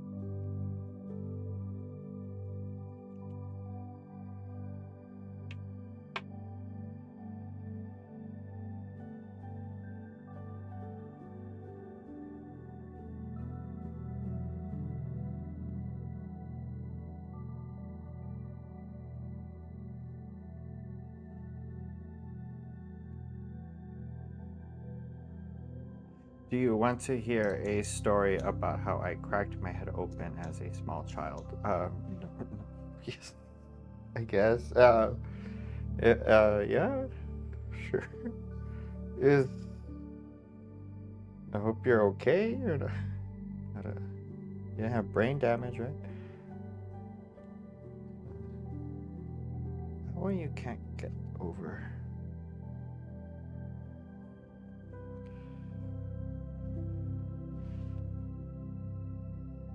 But yeah, go ahead and share your cracking of the head story.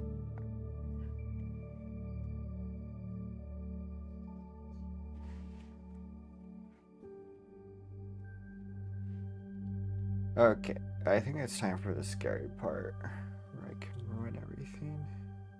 No, you're not there yet.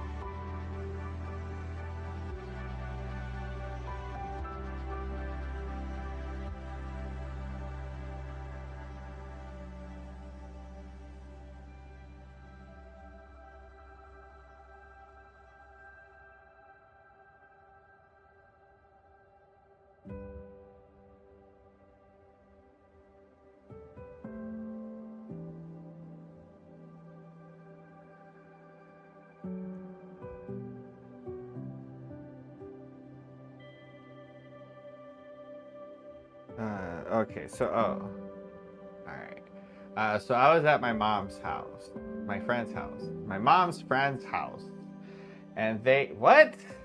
Oh, okay, sorry. I was at my house, and they had an outdoor hot tub, and me and my brother were in it, and there were bricks around it, and my brother was sliding out of the hot tub, so I wanted to do the same. Okay, that doesn't sound right. This is sounds a lot like a recipe for disaster.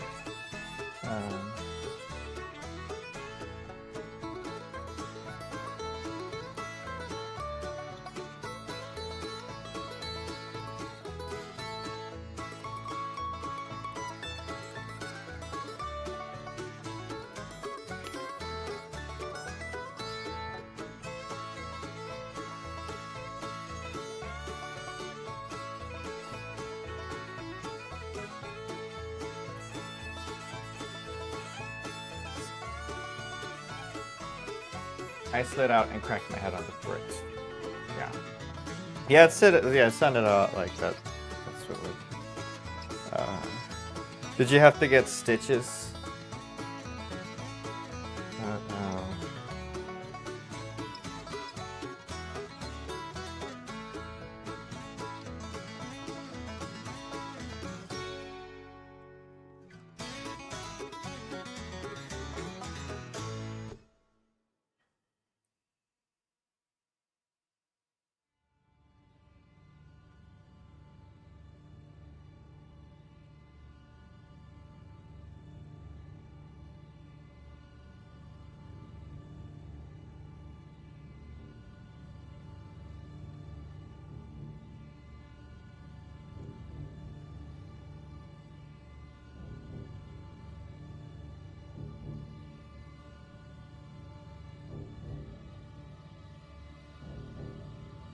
Am I good? Yeah, full. Okay.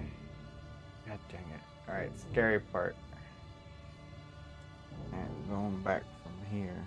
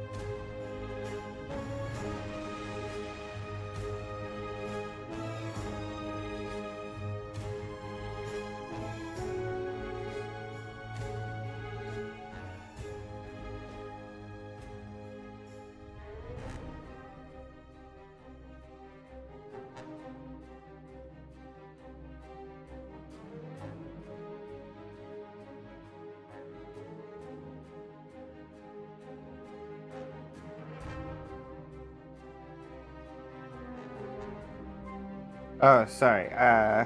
Yes, you did need stitches. They are kind of visible now, but not really noticeable. Um, yeah, I used to have a giant gash on the back of my head. Well, I mean, I guess I still have the scar, but we were playing. I forgot what we were playing. Oh, we were playing like superheroes, and yeah, I did need stitches. What?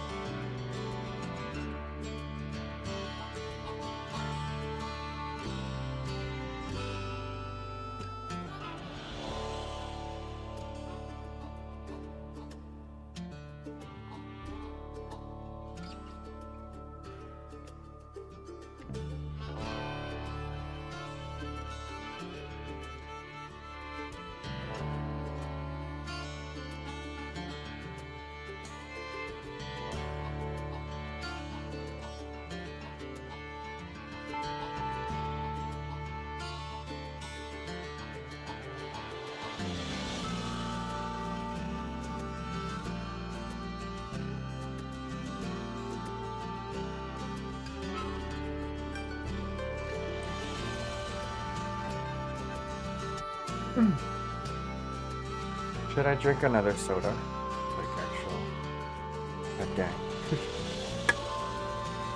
I'm gonna take a 2-minute break. People, I'll be right back in a second.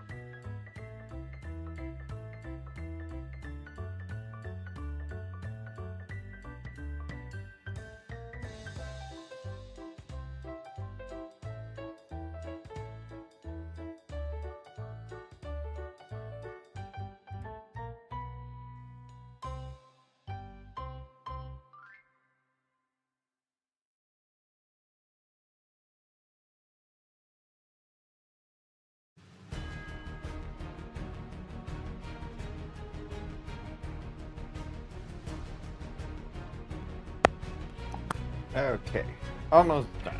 I think I'm done. It shouldn't be another 3 hours, hopefully. How much better would it be if I spent another 3 hours on it, though?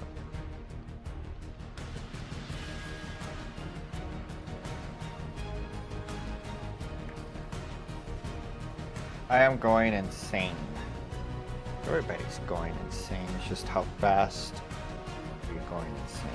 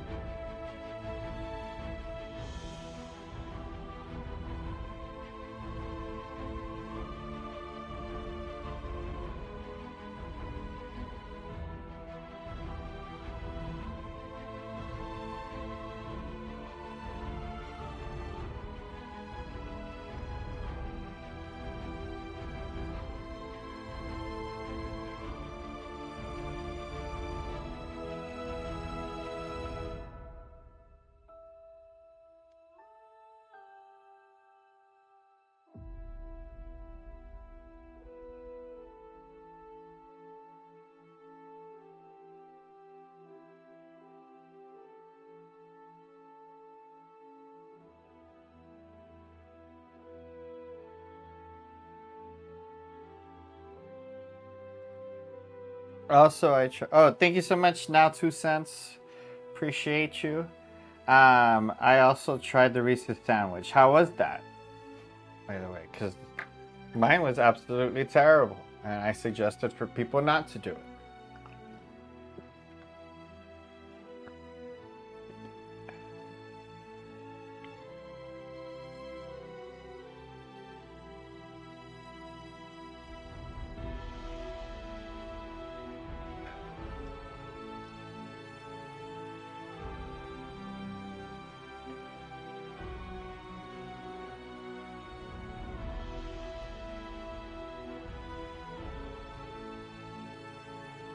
Give me 1 second, people. Sorry.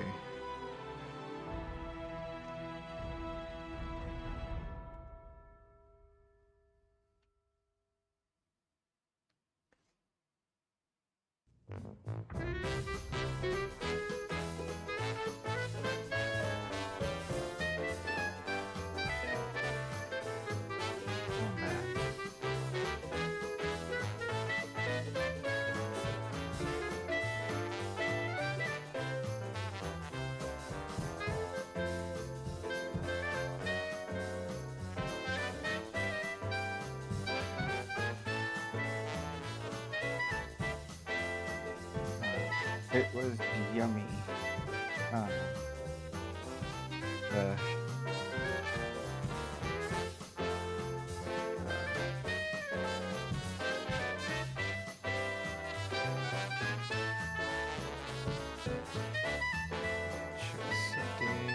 okay. Wait, how was that yummy? Did you use like a new Reese's? Because I think my Reese's was just they're probably old because they were from Halloween. But that tasted this good. Did it come out crumbly too? Because that thing was gross, dude. I was like, I recorded that like 2 weeks ago too. I think that was like a week ago. I just didn't get around to editing it. It was so stupid.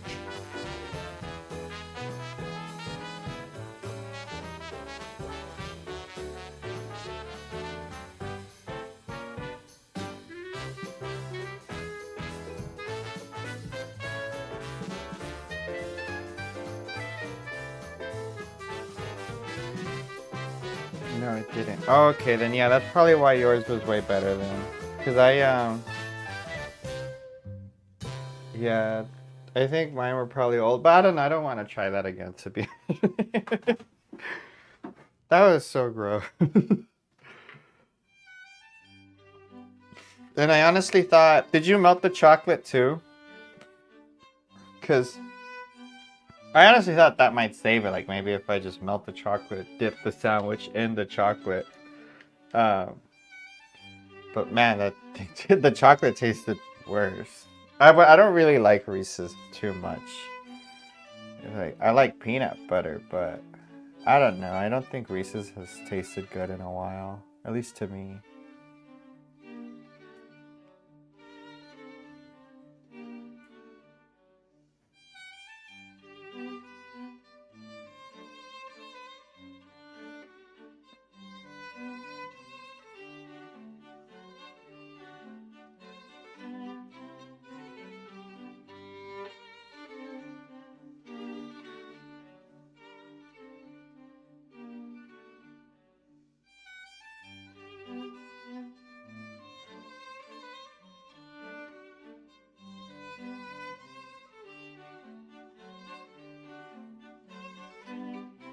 No, it didn't. I didn't skin it like you. Oh!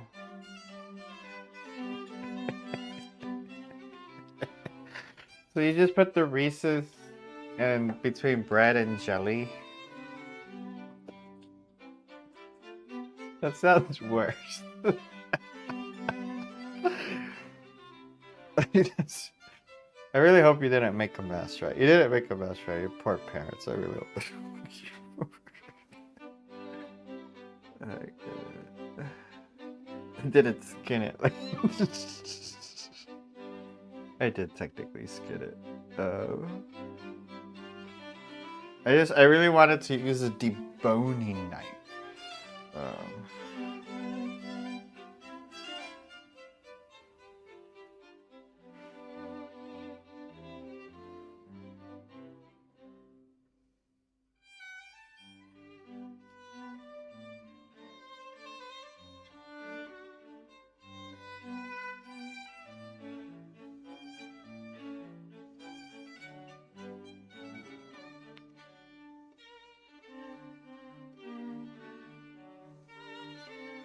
Man, it takes forever. I did, but oh god. She did make a mess.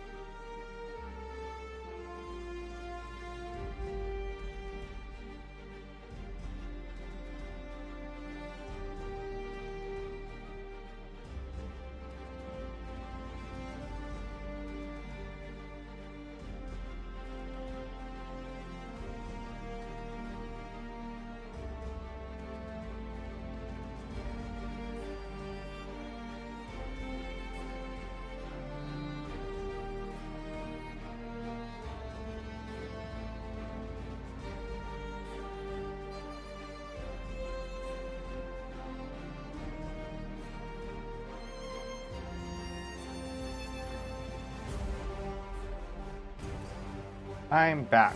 BD, hello, how are you? BD does art.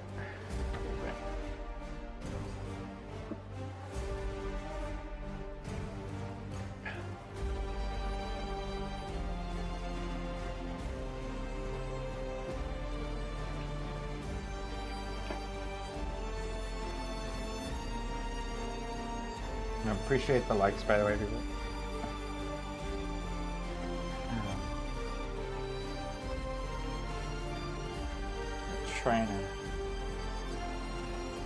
We're trying to finish this before New Year's, but no promises.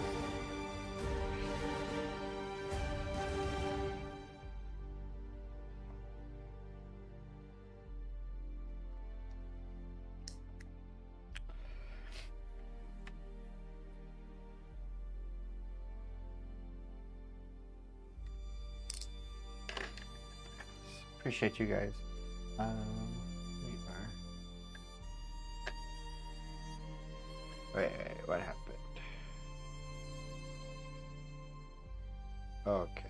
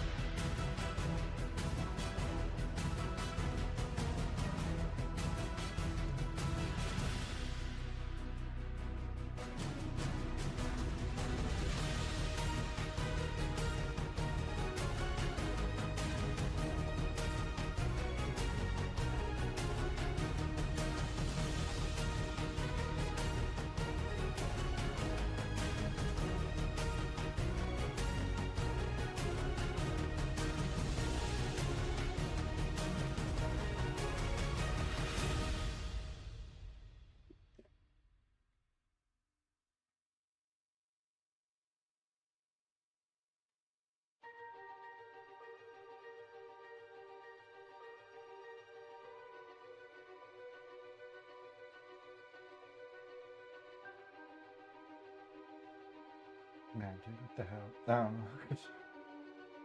You got that? Yeah. Hey, man, that looks good. Thank you so much, BD. Appreciate you. We are hoping it looks good.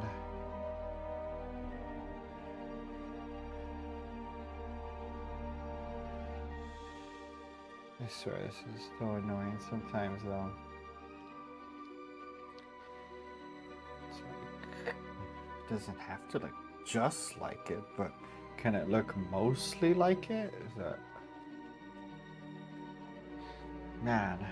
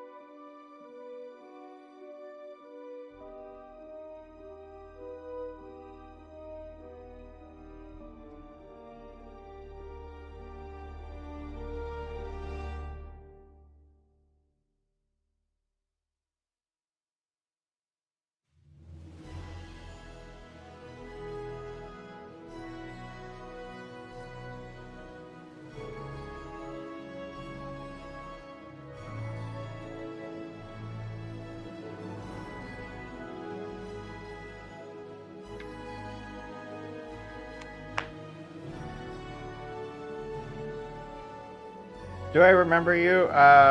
BD does art. If you tell me what you've suggested, what to draw, I might be able to remember you. But I have a lot of subs or viewers that keep changing their names. So sometimes I do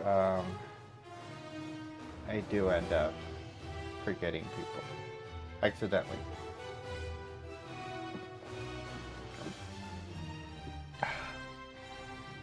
So I do apologize if I don't remember you, but... Oh, you're Luffy. Oh, okay.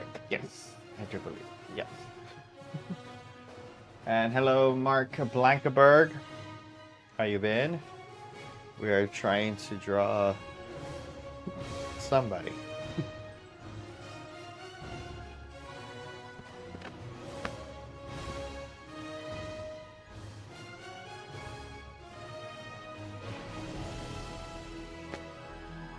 Yes, I think I remember the Luffy. Is that from the... Oh, yeah. I remember you. You're from like 2 nights ago. How are you?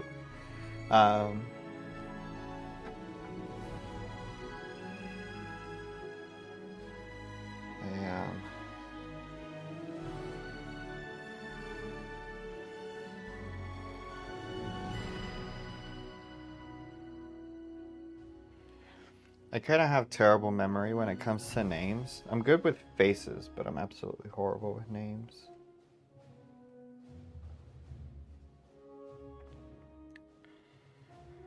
But we are... I don't know if I'm almost done, or I have no idea, because all I see is a terrible drawing. Can't...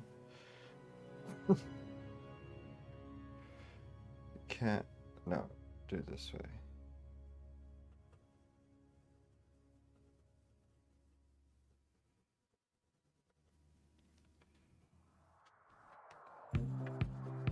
Mark's last name, yeah.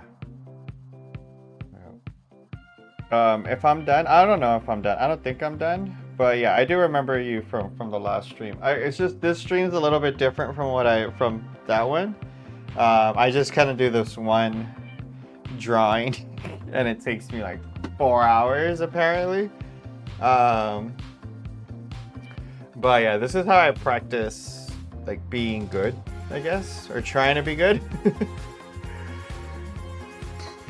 That way when I am trying to like do the other stream, those drawings tend to be a lot better because I've already, I've been doing some practice with like a harder drawing. So yeah, this is like my version, I guess, of working out, if that makes sense. But even though I probably should just go work out, like for real.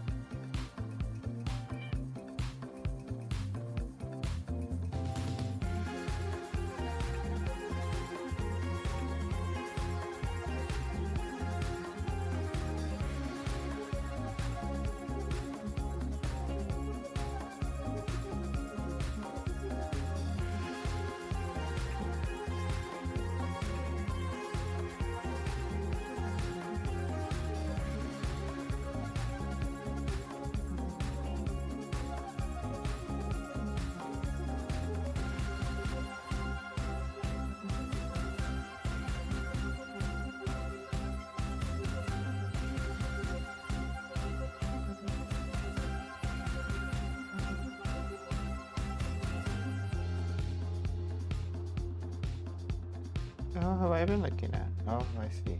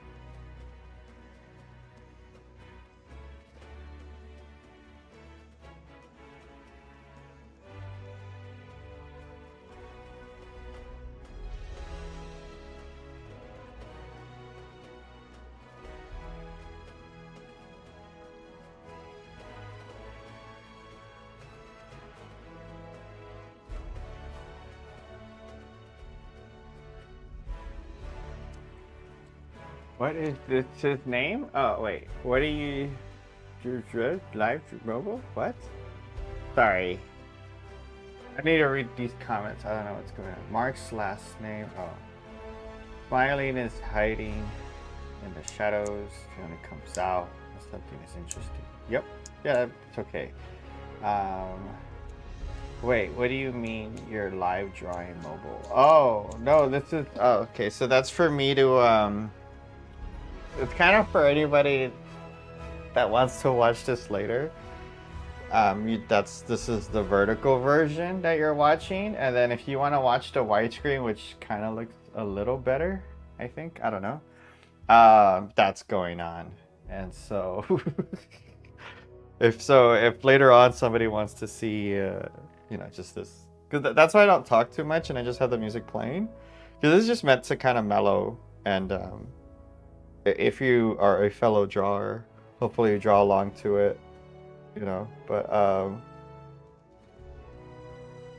I'm always up to answer questions about what I'm doing, but I generally don't. Just start talking on my own.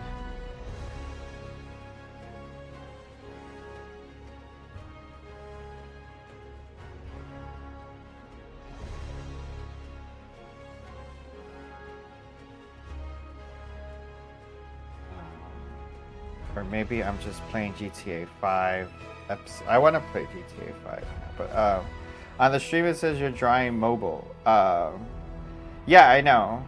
The stream, the name of the stream that you're watching is live drawing mobile, and that's because I didn't want to put an actual title on it for some reason. But yeah, it's just to know that that's the mobile version of this live stream. Yeah.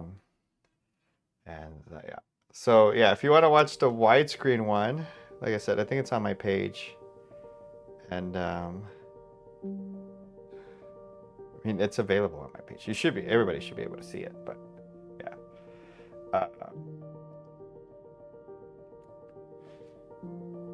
Also, if later on I want to make a video, I like having a widescreen version of the live stream. So I feel bad when people get on the widescreen and I don't see their chat. So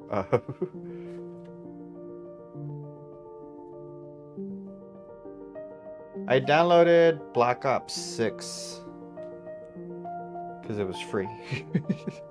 But I finished playing Indiana Jones, the new one and the old one that came out. Because the new one only made me want to play the old one, because the old one actually lets you keep the guns. But anyways, I still haven't played Black Ops 6 because it's just, I don't know, man. Like you're just tired of having your heart broken or worse, your time wasted. I feel like that's what 90% of video games are nowadays. It's just a way to waste your time and try to get you to pay.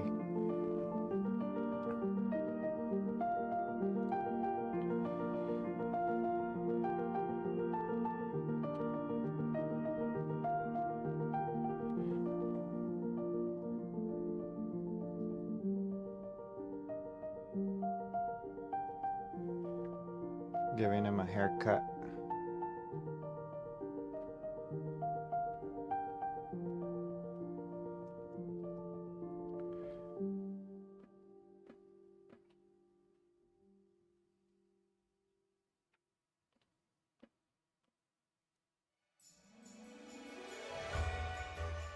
Yeah, those games are good. Oh, nice.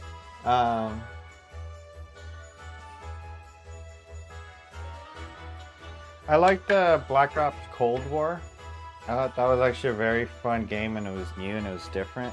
My biggest beef with it was that it should have come out like 12 Call of Duties ago.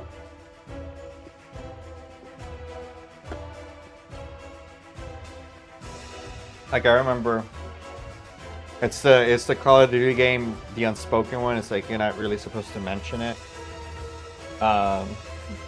It's like forbidden to talk about it. I don't even want to say the name of the Call of Duty game, but it involves a dog for like the first time that follows you around. And I remember buying it, and not to lose any subscribers, but I remember enjoying this particular Call of Duty just because I was like, oh, okay. Like it's Call of Duty. You get me more shooting, more running around, and now there's like a dog that helps you, and nothing bad happens to the dog. So I was all right with it. It wasn't until years later that I realized like that was really the downfall, the start. It was Call of Duty Ghost. And it was, then when I remember I replayed it and I was like, yeah, what is this? What is this? You get me? Like, where does this fit in the whole timeline? And I remember like Call of Duty, there's, let me see. Is that Robert Cleveland? Maybe. Yeah, let's go with Robert Cleveland. But yeah,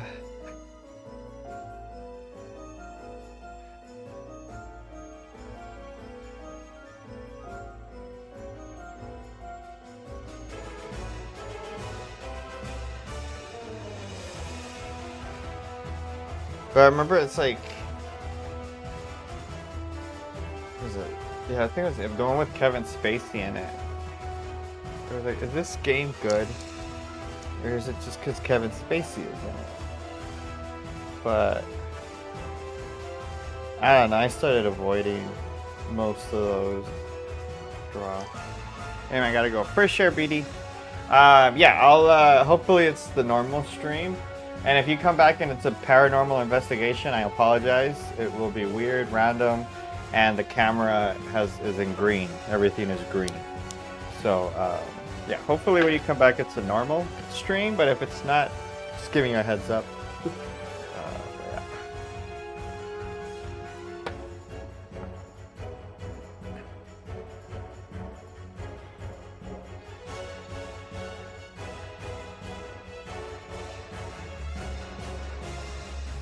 I want to do a paranormal investigation with a new camera, but I don't know. Do I have to do it in here? Because then I have to use my laptop to stream, and that's going to be a pain.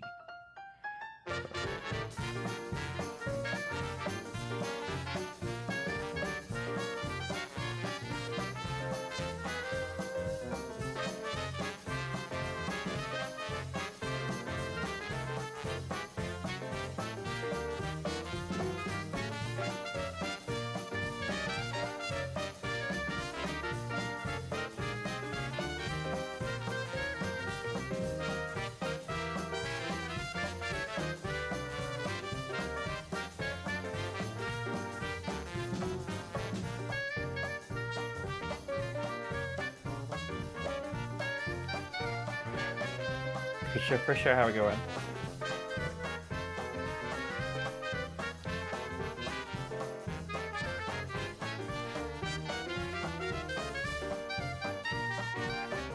It's like people say when you want to start your YouTube channel, don't tell your friends and family because nobody's gonna watch your videos or your streams.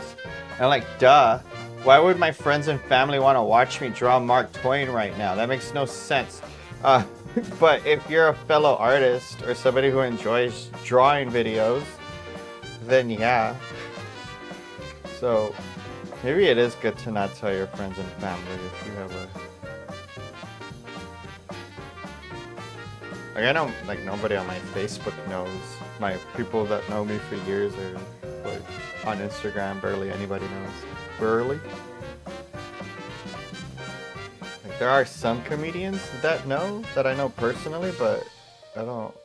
And then I go on their pages or their channels, and I'm like, dang, bro, you've been on here longer than I have. What's going on? But it's true. It's sad. Like your friends are not gonna watch your videos. Like if I know the comedian or the whatever, I'll watch what they have on here. I'll see like what they got, but. I think with a lot of comics, we think that because we were funny on stage, we don't have to worry that the sound and the video was shit. But that literally is like the biggest. Like I was looking at some old footage of mine on stage, and I'm like, dude, it's unusable. You can't hear it. You can't really understand what I'm saying. It's just blur. Also, Mr. Chaotic, do you have any pets? I do, Faceless Fox. You should go through my channel and do some homework on who the pets are. Like, do you know the name? Who's the name of who's on my profile picture?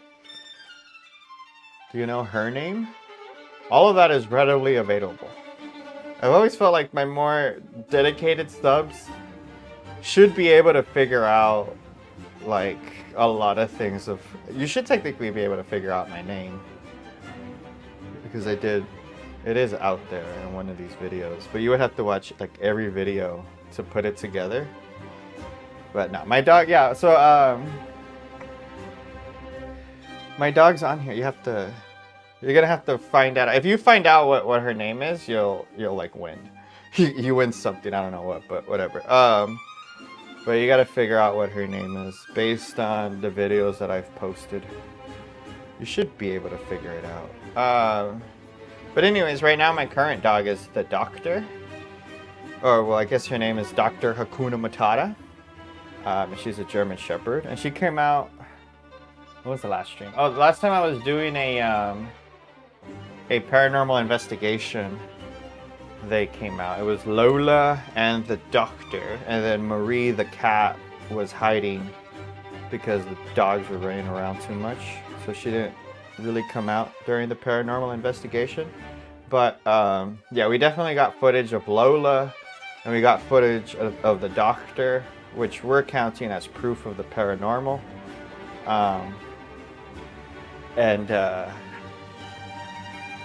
Sorry, if anybody just swiped in on this right now, my paranormal investigations are 100% a joke. Or only subscribers watching right now, and I don't have to explain myself. But anyway,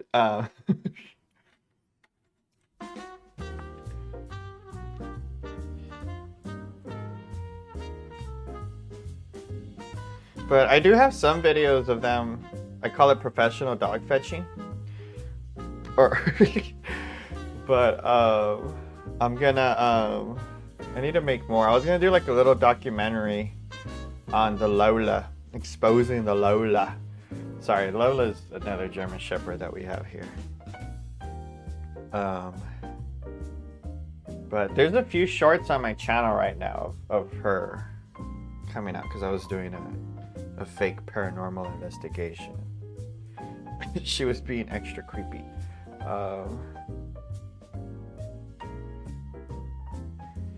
But yeah, but I did have to stop that investigation well, not stupid. I had to stop the stream technically because Lola started chasing the cat a little bit too much. And I was like, bro, you gotta chill.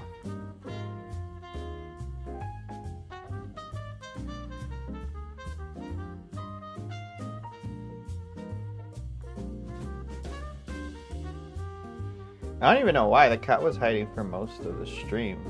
And then all of a sudden when she came out, Lola just went crazy. Like started trying to... Sorry. But yeah, we have... and then, so Marie's the... I have a few shorts of her. She's gone semi-viral before. Stupid cat. I hate it because I'll post like a short of my painting that might have taken me like, 4 hours to paint and then like another hour to edit. Probably gets like 400 views, and then I post a video of Marie and I instantly got 1,000 in like 20 or 30 minutes. I was like, what the heck, people? What the heck? So I don't like Marie. Yeah, cat. I don't like cats. I'm gonna eat the cat. I think she knows when I'm like threatening to eat her, because I'll say that like, I'm gonna eat you, cat, and she looks at me and she goes kind of like no, and then wow, his hair looks pretty. Does this look good? I don't know if it does. I don't think it does. It looks horrible. This is the worst drawing I've ever done.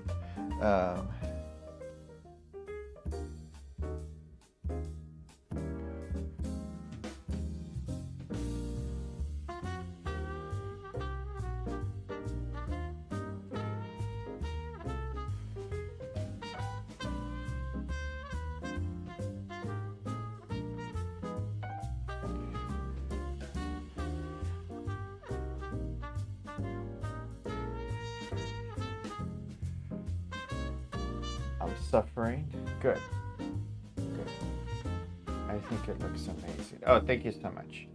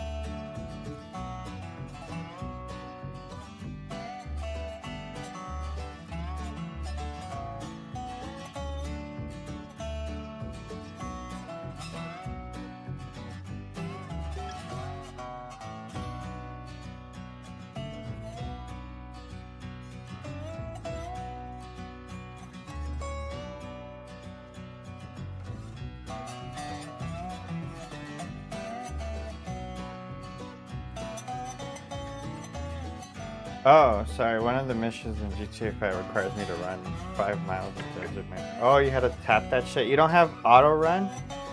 Don't you have the thing you can toggle on and off? No? Or is that until... Did they add that in the future? What am I doing? Because that shit's old. Oh, I see. Okay.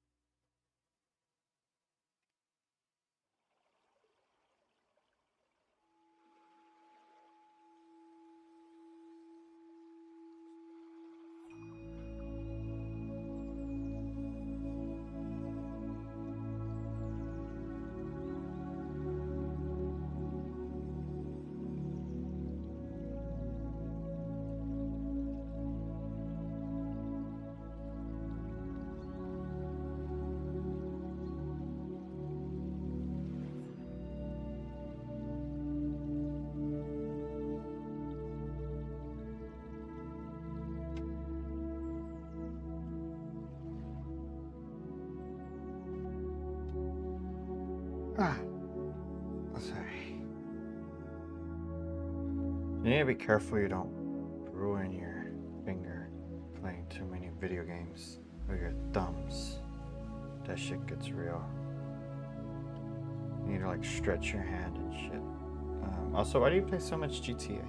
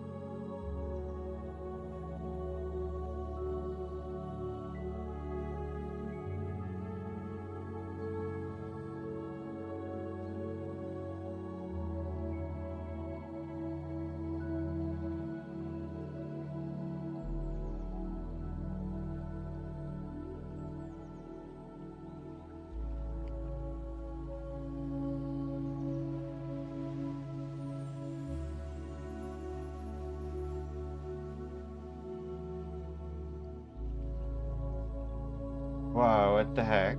Okay, calm down, Roger.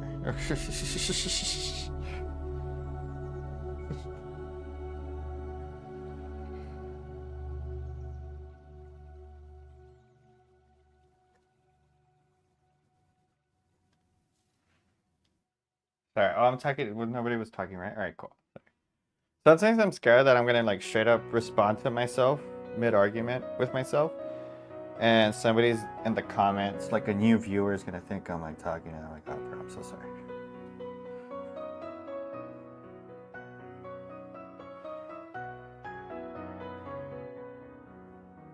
Hey, look at that, I drew a nose.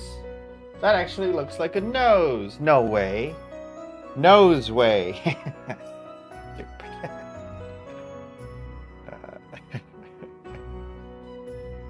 I've never drawn a nose before. My first time. I don't know how to feel about this. Is that right? No, you gotta bring that okay.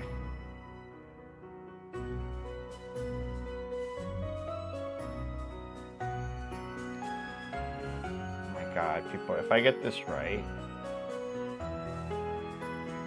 I swear, man. Like, couldn't I be on Fortnite right now? I could be playing Fort right now, have like 1,000 viewers. Man, it'd be probably a lot easier. Oh my god, I drew a nose, people. Look at that. I drew a nose. Holy shit. I've never drawn a nose before. I'm actually pretty happy. I've never been proud of myself before. Wow. This is a strange feeling. Quickly degrade it. Nice. All right, we're back to self-degrading. Back to self-loathing.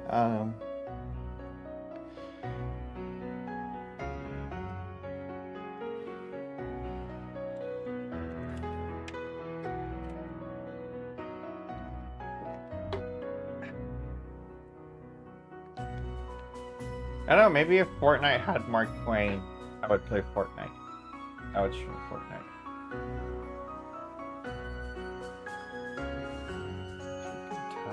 Got you.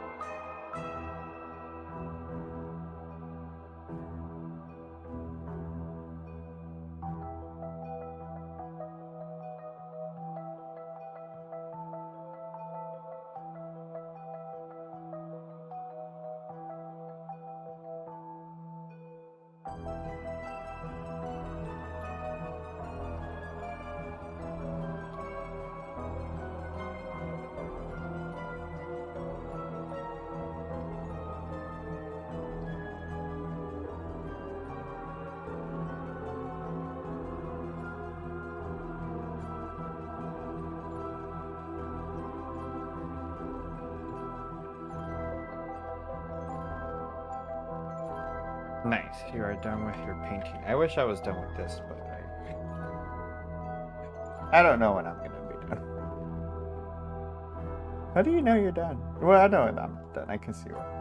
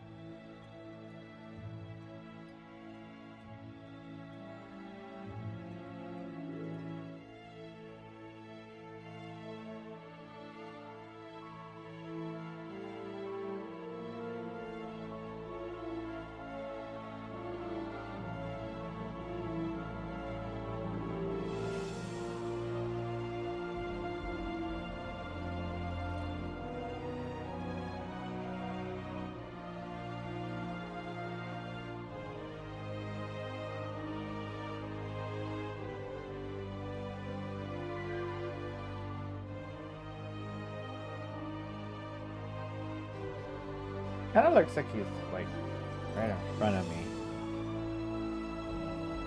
Kind of creepy. It does get a little creepy sometimes because it's like, oh, this feels like an old photograph. And I'm like, man, I wish I could draw Batman.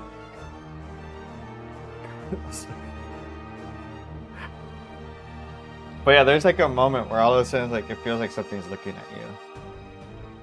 Oh, shoot. I may have succeeded in my endeavor.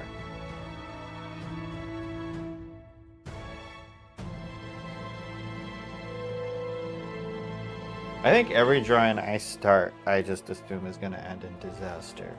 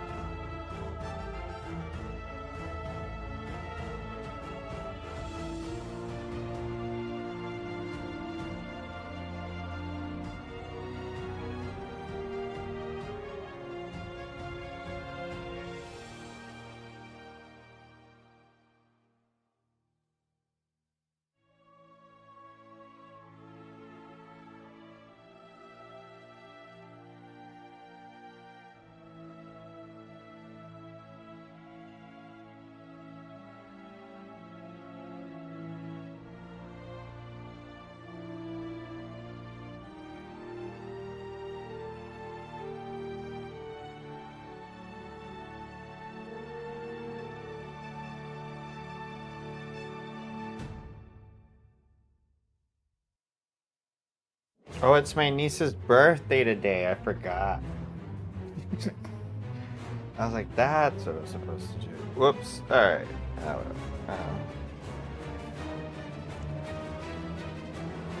Something important I was supposed to do. Like, let me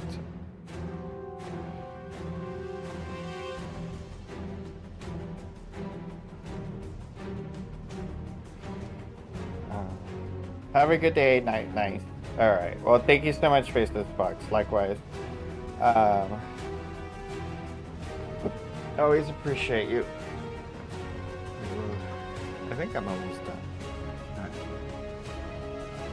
We never know.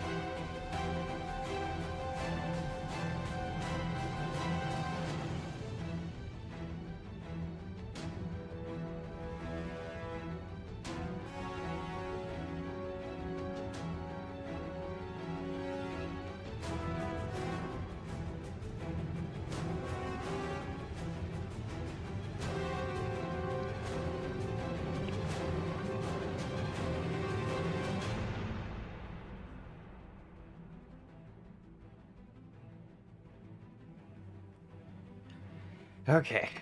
Alright, let's try to judge it. Alright. 8 years ago. 10 minutes or 10 seconds ago. God damn it, that took for. Is it done? Does it look done? What more can I do? Everything? Does it look horrible? I think it does. Is this the worst drawing I've ever done? Maybe. Is this bad? I think it's bad. Really? Yeah. Okay.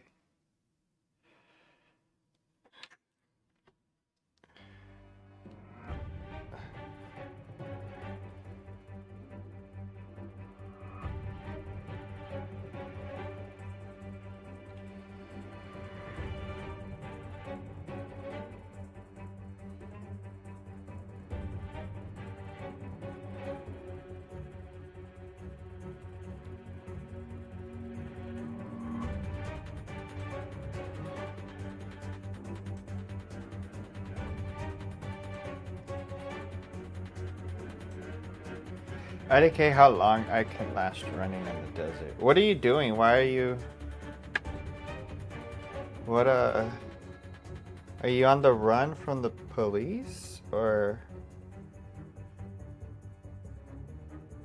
I swear, talking about GTA out loud can get you into serious trouble. Like, just none of that ever sounds good.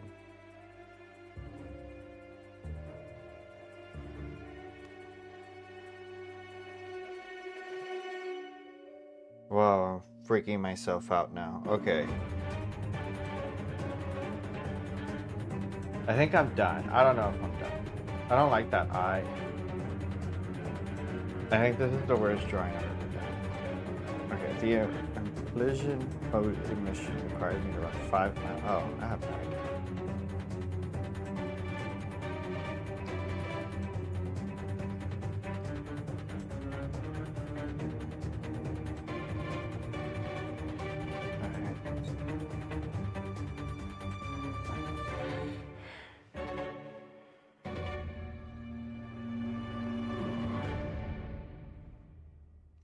Okay.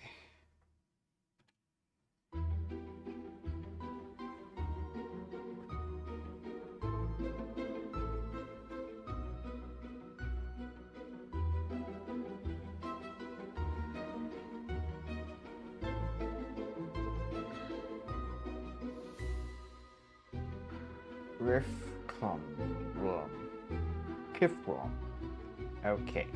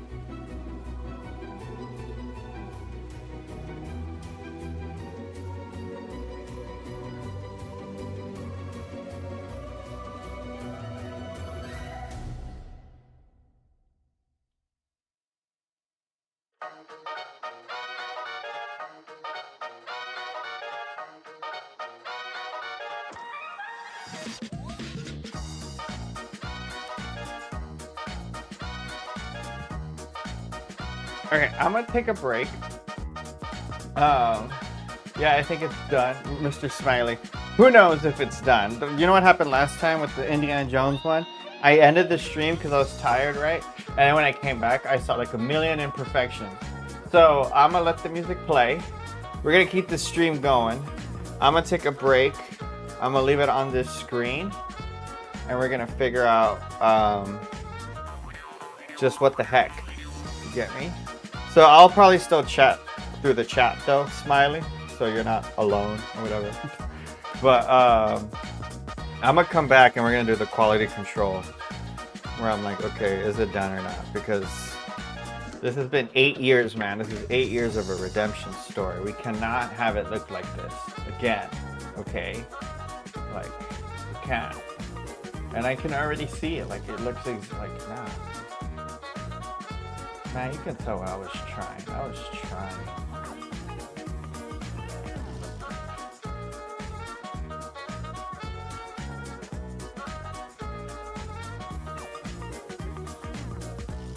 All right, I'll be back, Smiley. Enjoy the music. I'll chat though. I'll try to chat.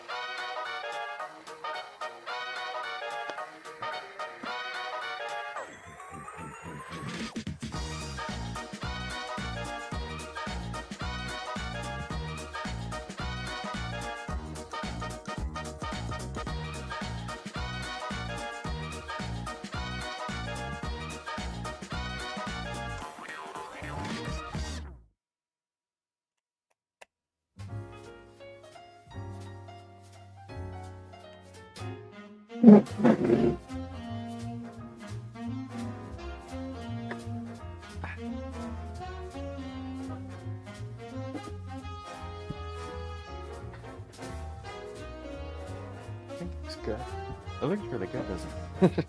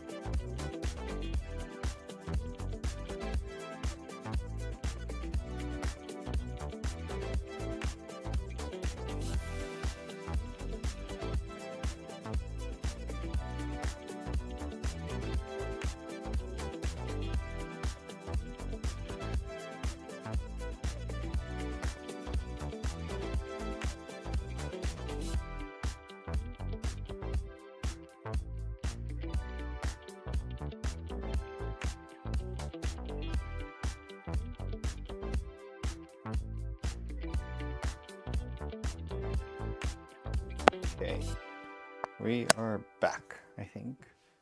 Am I back? Who knows? Yes.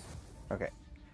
Yeah, I like walking away from it to make sure that we're not like I'm not rushing it too much, I guess. I mean, it's like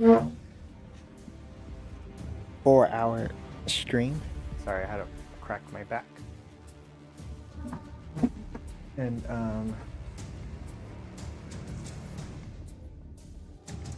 yeah, it's always good to just walk away from it and then just really consider like where were your line going?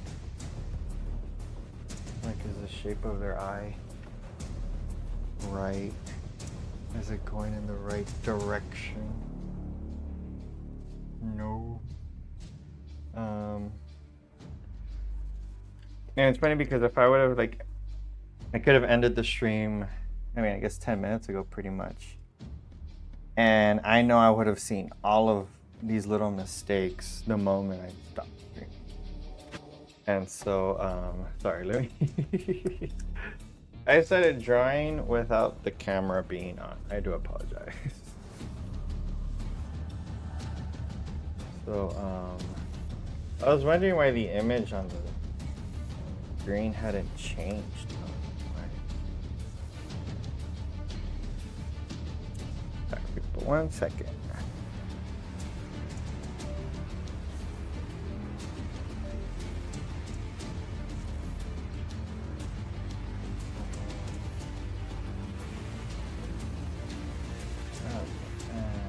We're back.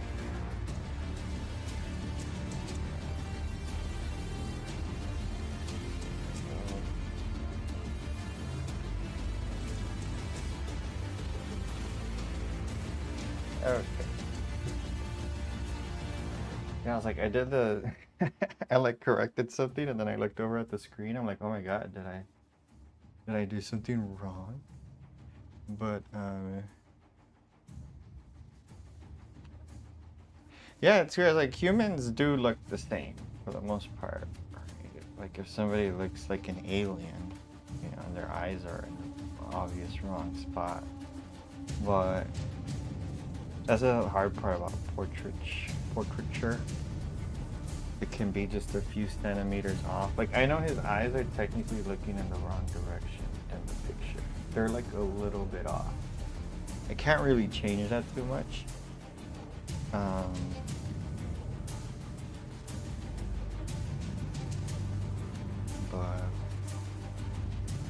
what I can do is just try to make everything proportionate. So it really is like one of those, like it might be one dingy away or one little piece of shading away from it just being like, okay, yeah, that's it.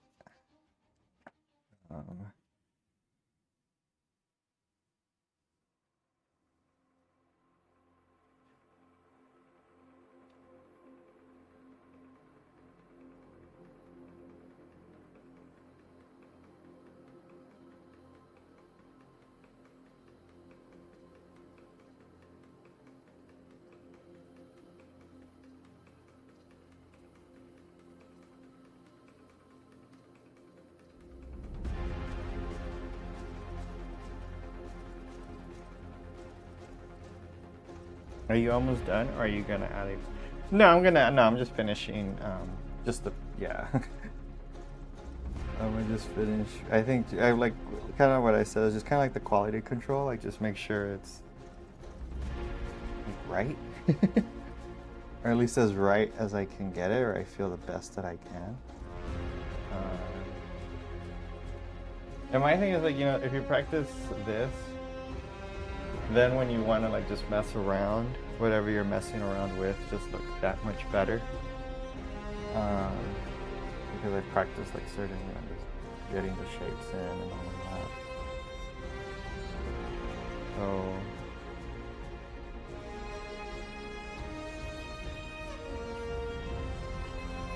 And again, it's like my thing is like I am trying to redeem myself from myself. You get me, from like years ago when I didn't even know how to draw this well. But I feel like the real difference is just what steps are you ignoring when you are drawing. Like I know, like looking back now, I can see. Sorry, it's like this, right? Like looking back, right? I can see what my mindset was and why that was an incorrect mindset, and I can see what steps you almost like deliberately avoid, maybe out of laziness, or you don't know how important a certain step might be. And so sorry, where the heck was I about to? I was about to erase.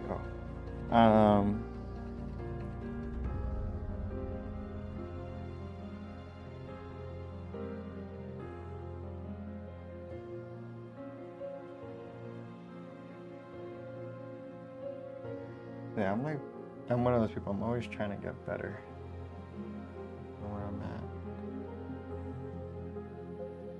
So it's like with, this stream is more for me to practice doing good rather than being interesting and engaging stream.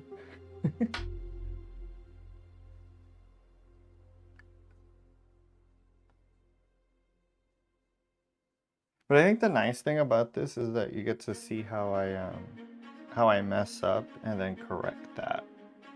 And then what's even better for me, I guess, is I get to see that later on too. And I think that's why my drawing it's almost like exponentially gotten better.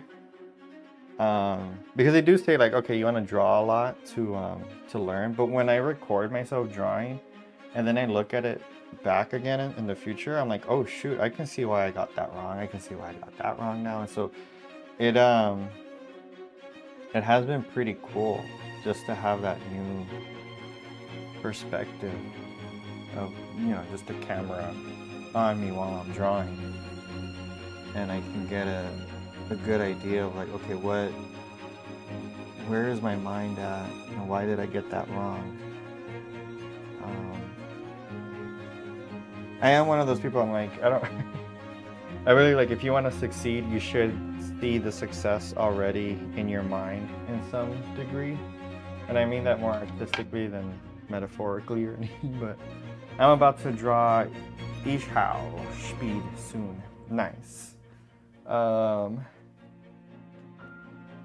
I hope that goes very good for you. I hope this helps. Watching me mess up helps.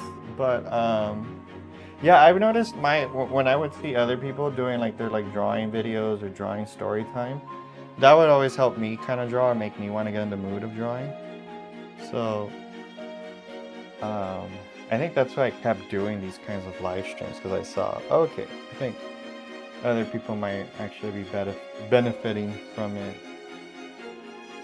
And then now that I've been like researching what brain rot is, I'm like, oh shoot, like I thought brain rot was just kind of a joke, but no, that's like real.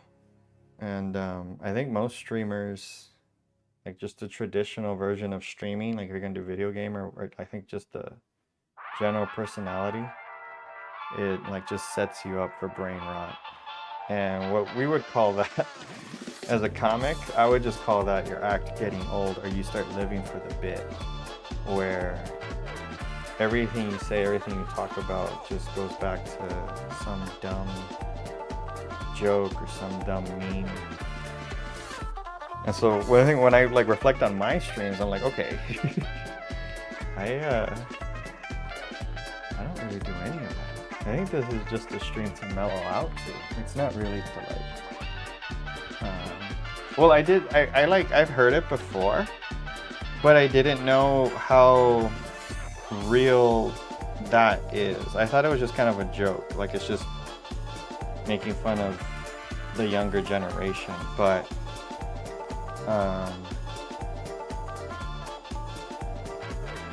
it's and I really only like talking from experience.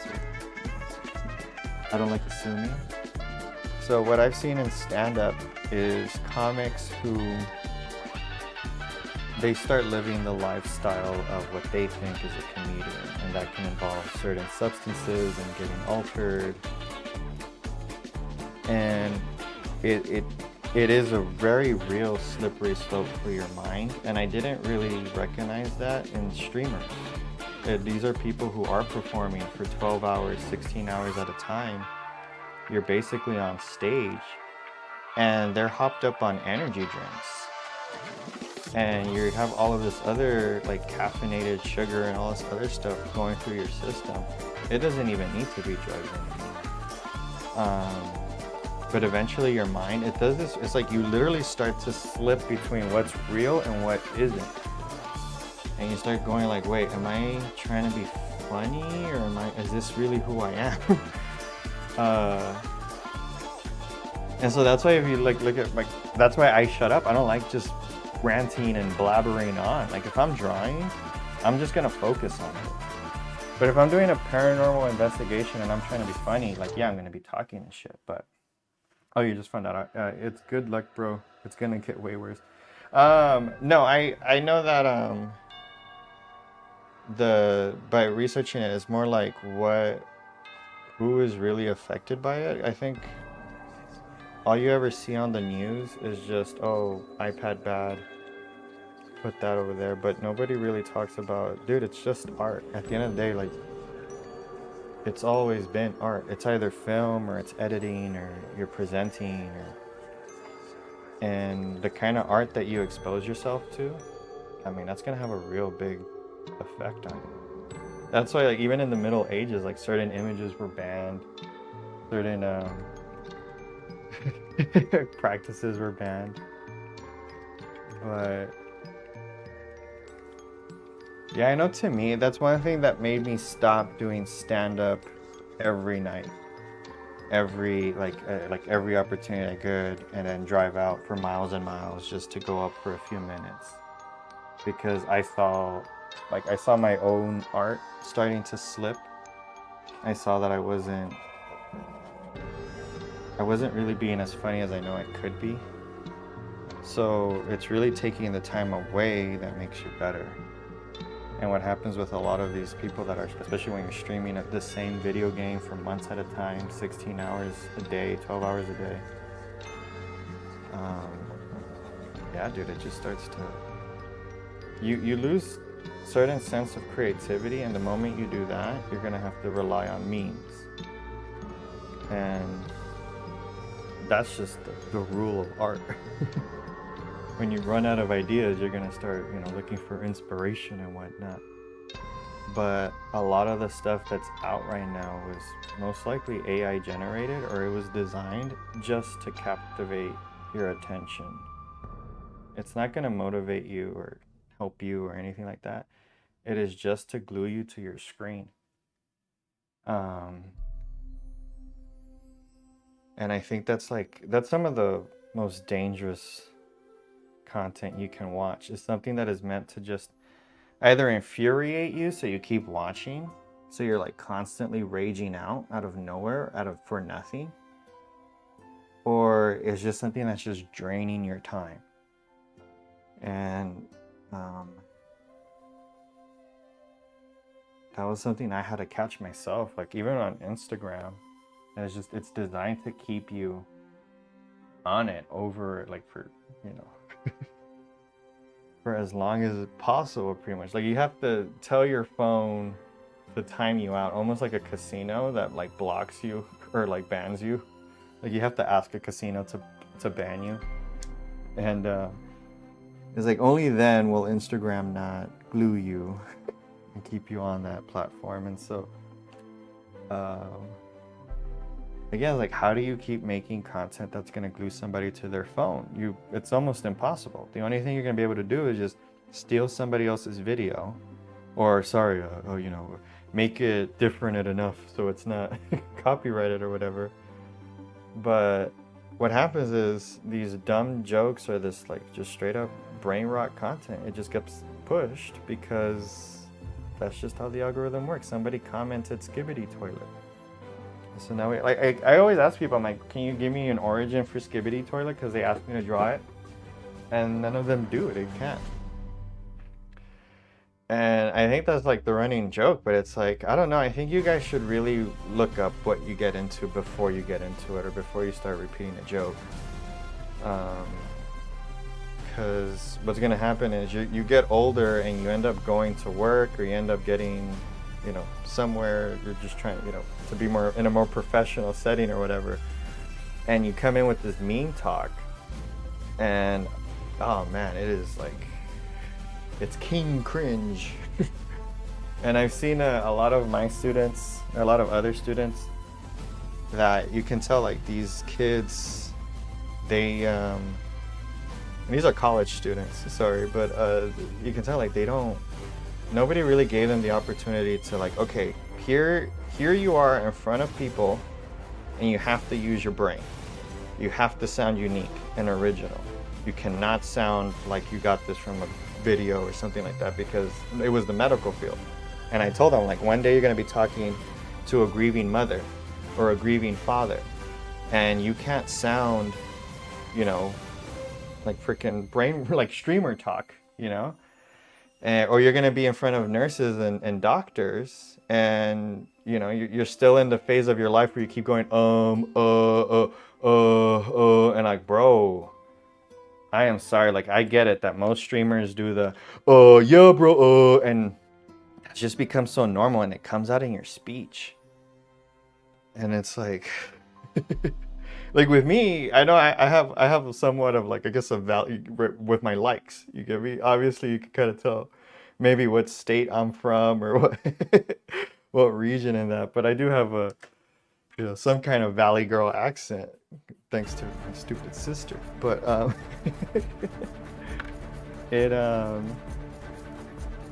I always felt bad for some students, because they would get a very rude awakening. Like maybe they were the cool person in high school, and they used to have like kind of this, you know, straight up just streamer talk, like just meme talk. I mean, like, I don't know, it's just everything that they say is some meme in some way, like it's a callback to a meme. And they would go to the hospital, and then I would get pulled, and I'm their teacher, right? I gotta go and like check on them or whatever, make sure that they're not killing anybody. So I would show up, and I would get the like the boss or like the manager for the respiratory program, or the respiratory people in there. He would like pull me, or she would pull me to the side, and they would just start talking just hella trash on the student. And what I would recognize is like, these are just two almost completely different generations. It's almost like you might only be 10 years apart, but for you, it's like almost 100 years apart. Just the way they talk and the way they're going to communicate. And there were some students I did have to pull to the side and kind of talk to them about like, you know, when you go home, like, what do you actually watch, you know, on your free time? Like, what do you, what do you spend your time, you know, watching? Because it's like, you can tell, like, bro's been watching streams and memes, and now you're like, now we're talking about life support and putting people and seeing if somebody's gonna die or not. You get me? Like, I'm sorry, but Fortnite ended a minute ago. And then like, you see some teachers, they complain about students. I watch One Piece, nice. But I see like some teachers on here, they start complaining about their students and stuff. And I just kind of think, I'm like, okay, wait. Have you gone on stage real quick, Mr. Teacher, that likes to complain about their students aren't interested in them?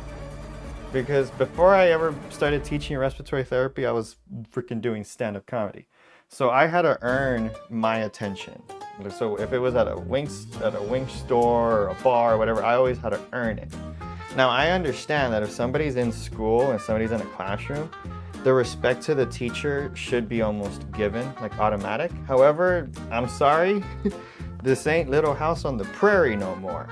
So you gotta earn that respect, no matter what. No matter what age your students are, you earn it. And no matter who they are, you are competing against YouTube. And I understood that teaching, like just off the bat, I understood that. As a comedian, I understood I'm competing against YouTube. When I'm on stage, I am competing against the audience member just checking their phone, casually checking their phone. And you can like go down the YouTube rabbit hole, how many teachers are on here complaining about students constantly on their phone. And like, here's a rude awakening for you, bro. Their phone is more interesting than you. And if you're saying like, oh, well, I'm a math teacher. I'm like, okay, well, what kind of math are you teaching? Oh, it's not the best art math. Okay. Is it math that they're obviously never gonna use? Well, then guess what? They're not gonna pay attention. Because that was one thing I recognized about this generation. They need to know why they're doing something. If you don't make that clear, they're not gonna do it. And I'm like, fuck yeah, good for you. It's very good for you. You should think for yourself. You shouldn't just do anything just because they're telling you to do it. And there were a lot of some of the coworkers that I had where I was deeply ashamed of them. I lost some respect for some of them because it was like, there is a line between being a teacher and being a bully. And a lot of teachers, they don't realize they're bullies. I think that's just the sad truth. When you're in a position of authority and you start telling people like, okay, this is how you should think, or this is how you should act, you really start to believe your own bullshit. Yeah. Like if you think about it, like all of this nonsense, I tend to save for my live streams. Like I haven't really made a video about this or anything like that. Like this is just for you guys or whoever tunes in or whatever.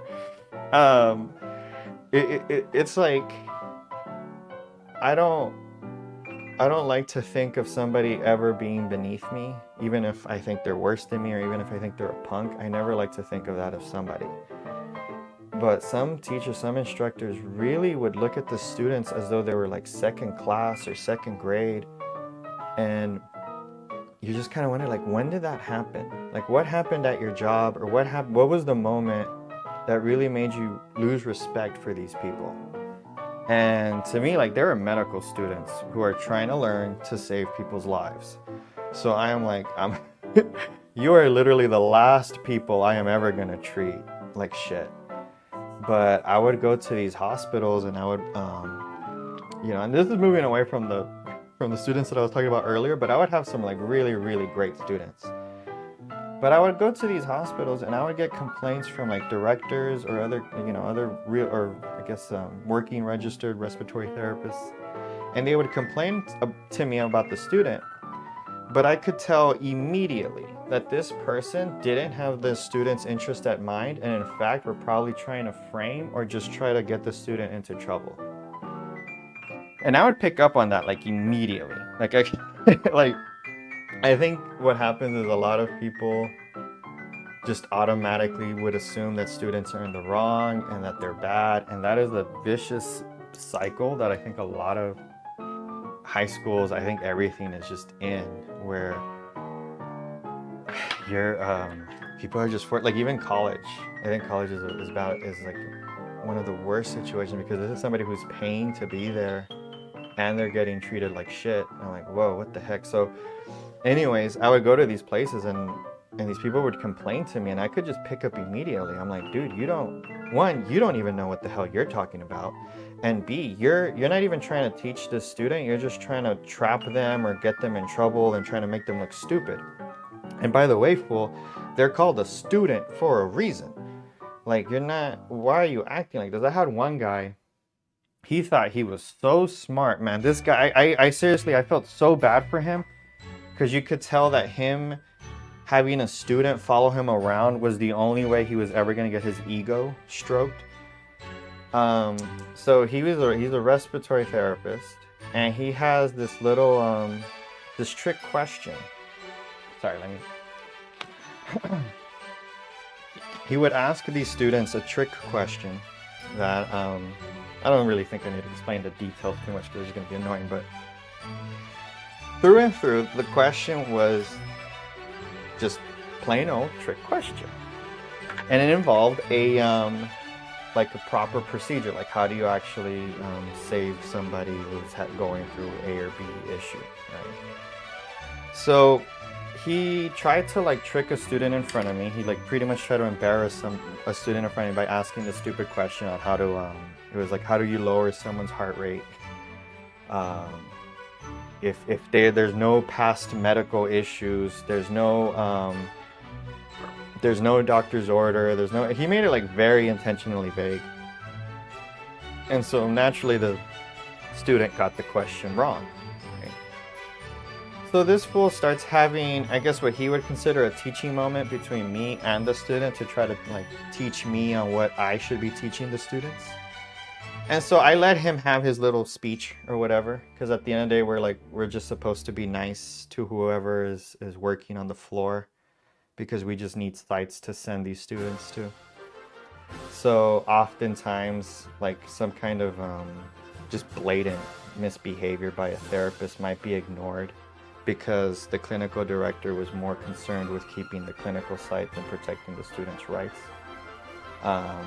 Which to me was its own disgusting story on its own. But this gentleman was going around pretty much just asking this trick question to students, embarrassing them in front of nurses, embarrassing them in front of instructors. And so he finishes with this, the trick story, right? Sorry, just going back to that. And he walks away.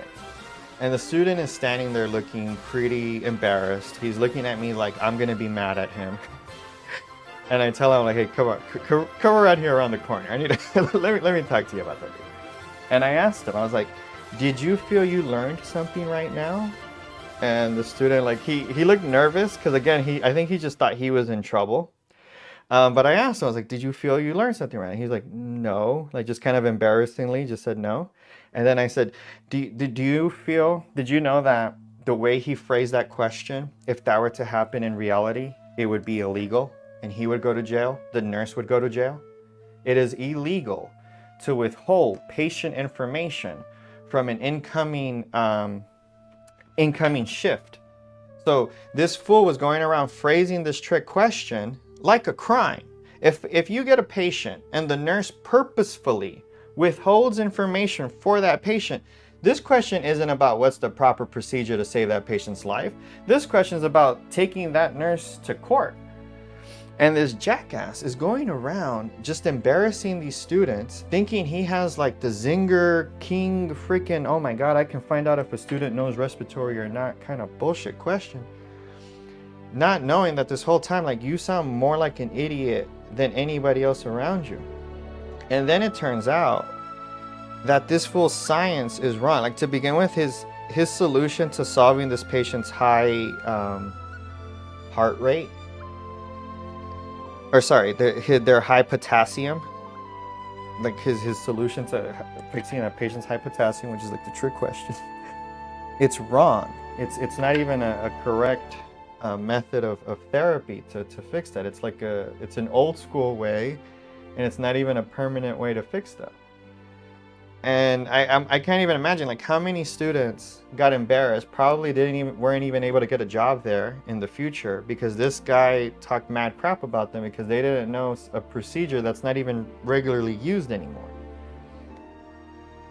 And it was after like stuff like that I started recognizing, like, you know what, it really is a lot of the people who should know better but just don't do better. You know, it really is that whole a few good men or a few good women, and we're just standing by and you do nothing and you let somebody get embarrassed and all of that. And I could see other instructors just let that kind of stuff slide and probably go alongside with the therapist and embarrass the student. But I remember taking the time that day just to really like emphasize that, you know, that student hadn't done anything wrong. In fact, that guy made himself look way worse, way worse. And then it's funny because then when I had my class, I taught my class about that procedure. I told them, I was like, when you get this guy and he comes around asking this question, like, and it's a trick question, I just told him the answer. And I gave them like some kind of reasoning behind how it would work and all of that, you know, so they know why it works. But I straight up just warned my class about this guy. That's all that resulted. And then fast forward a few weeks, right? one of my students comes up and he's like, yeah, that guy tried to ask me that question, but I remember what you had told me, and he looked so mad. Like he looked mad that he couldn't trick me. And so he started trying to come up with other stuff that he could trick me with, but I knew the answers to those because this particular student, I think he was older than me. I think he was like in his like 40s or no, probably like 30s or something. But he was smart. He was like, nah, that's not worst student to try to pick on. This is one of those dedicated, studies everything kind of students. Worst one to pick one. And so that's what this guy would do. He would find like the smartest students and just try to belittle them and try to embarrass them. But I come around, I'm like, all right, everybody, all right, warning for this guy. He's bald, has glasses, and he likes to ask this stupid ass question that's not even relevant to today's respiratory world. So this is all you need to say when he's there. And it's real shit. Look, man, this rant took us, look, where was this drawing before I started this rant? You get me? This is what happens when you draw Mark Twain. Everybody should draw Mark Twain. But it, yeah, sorry. So that was the conclusion of brain rot. Basically, it's not much better off of your phones. And so if you can end up watching a streamer that's nice to you versus some douchebag teacher, what do you think is gonna happen? I think somewhere along the way, people forgot that, like, when you stand in front of a group of people, you are performing to some degree. And you have to be engaging. And you do have to worry about retention. But it's, to me, I was just always there to just protect the students. Anyways, I think I'm done right now. And I think this is done. Alright. Yeah, it looks way, way better, dude. This was not done. You get me? This was not done a few minutes ago. This is ridiculous. You see, that's why when you do it, you have to take a break. You walk away, and you come back. Yeah, this looked horrible a few minutes ago, dude. It was good enough, but it wasn't. That's not what we're here for. We're not here for good enough. Alrighty then. Man, widescreen looks great.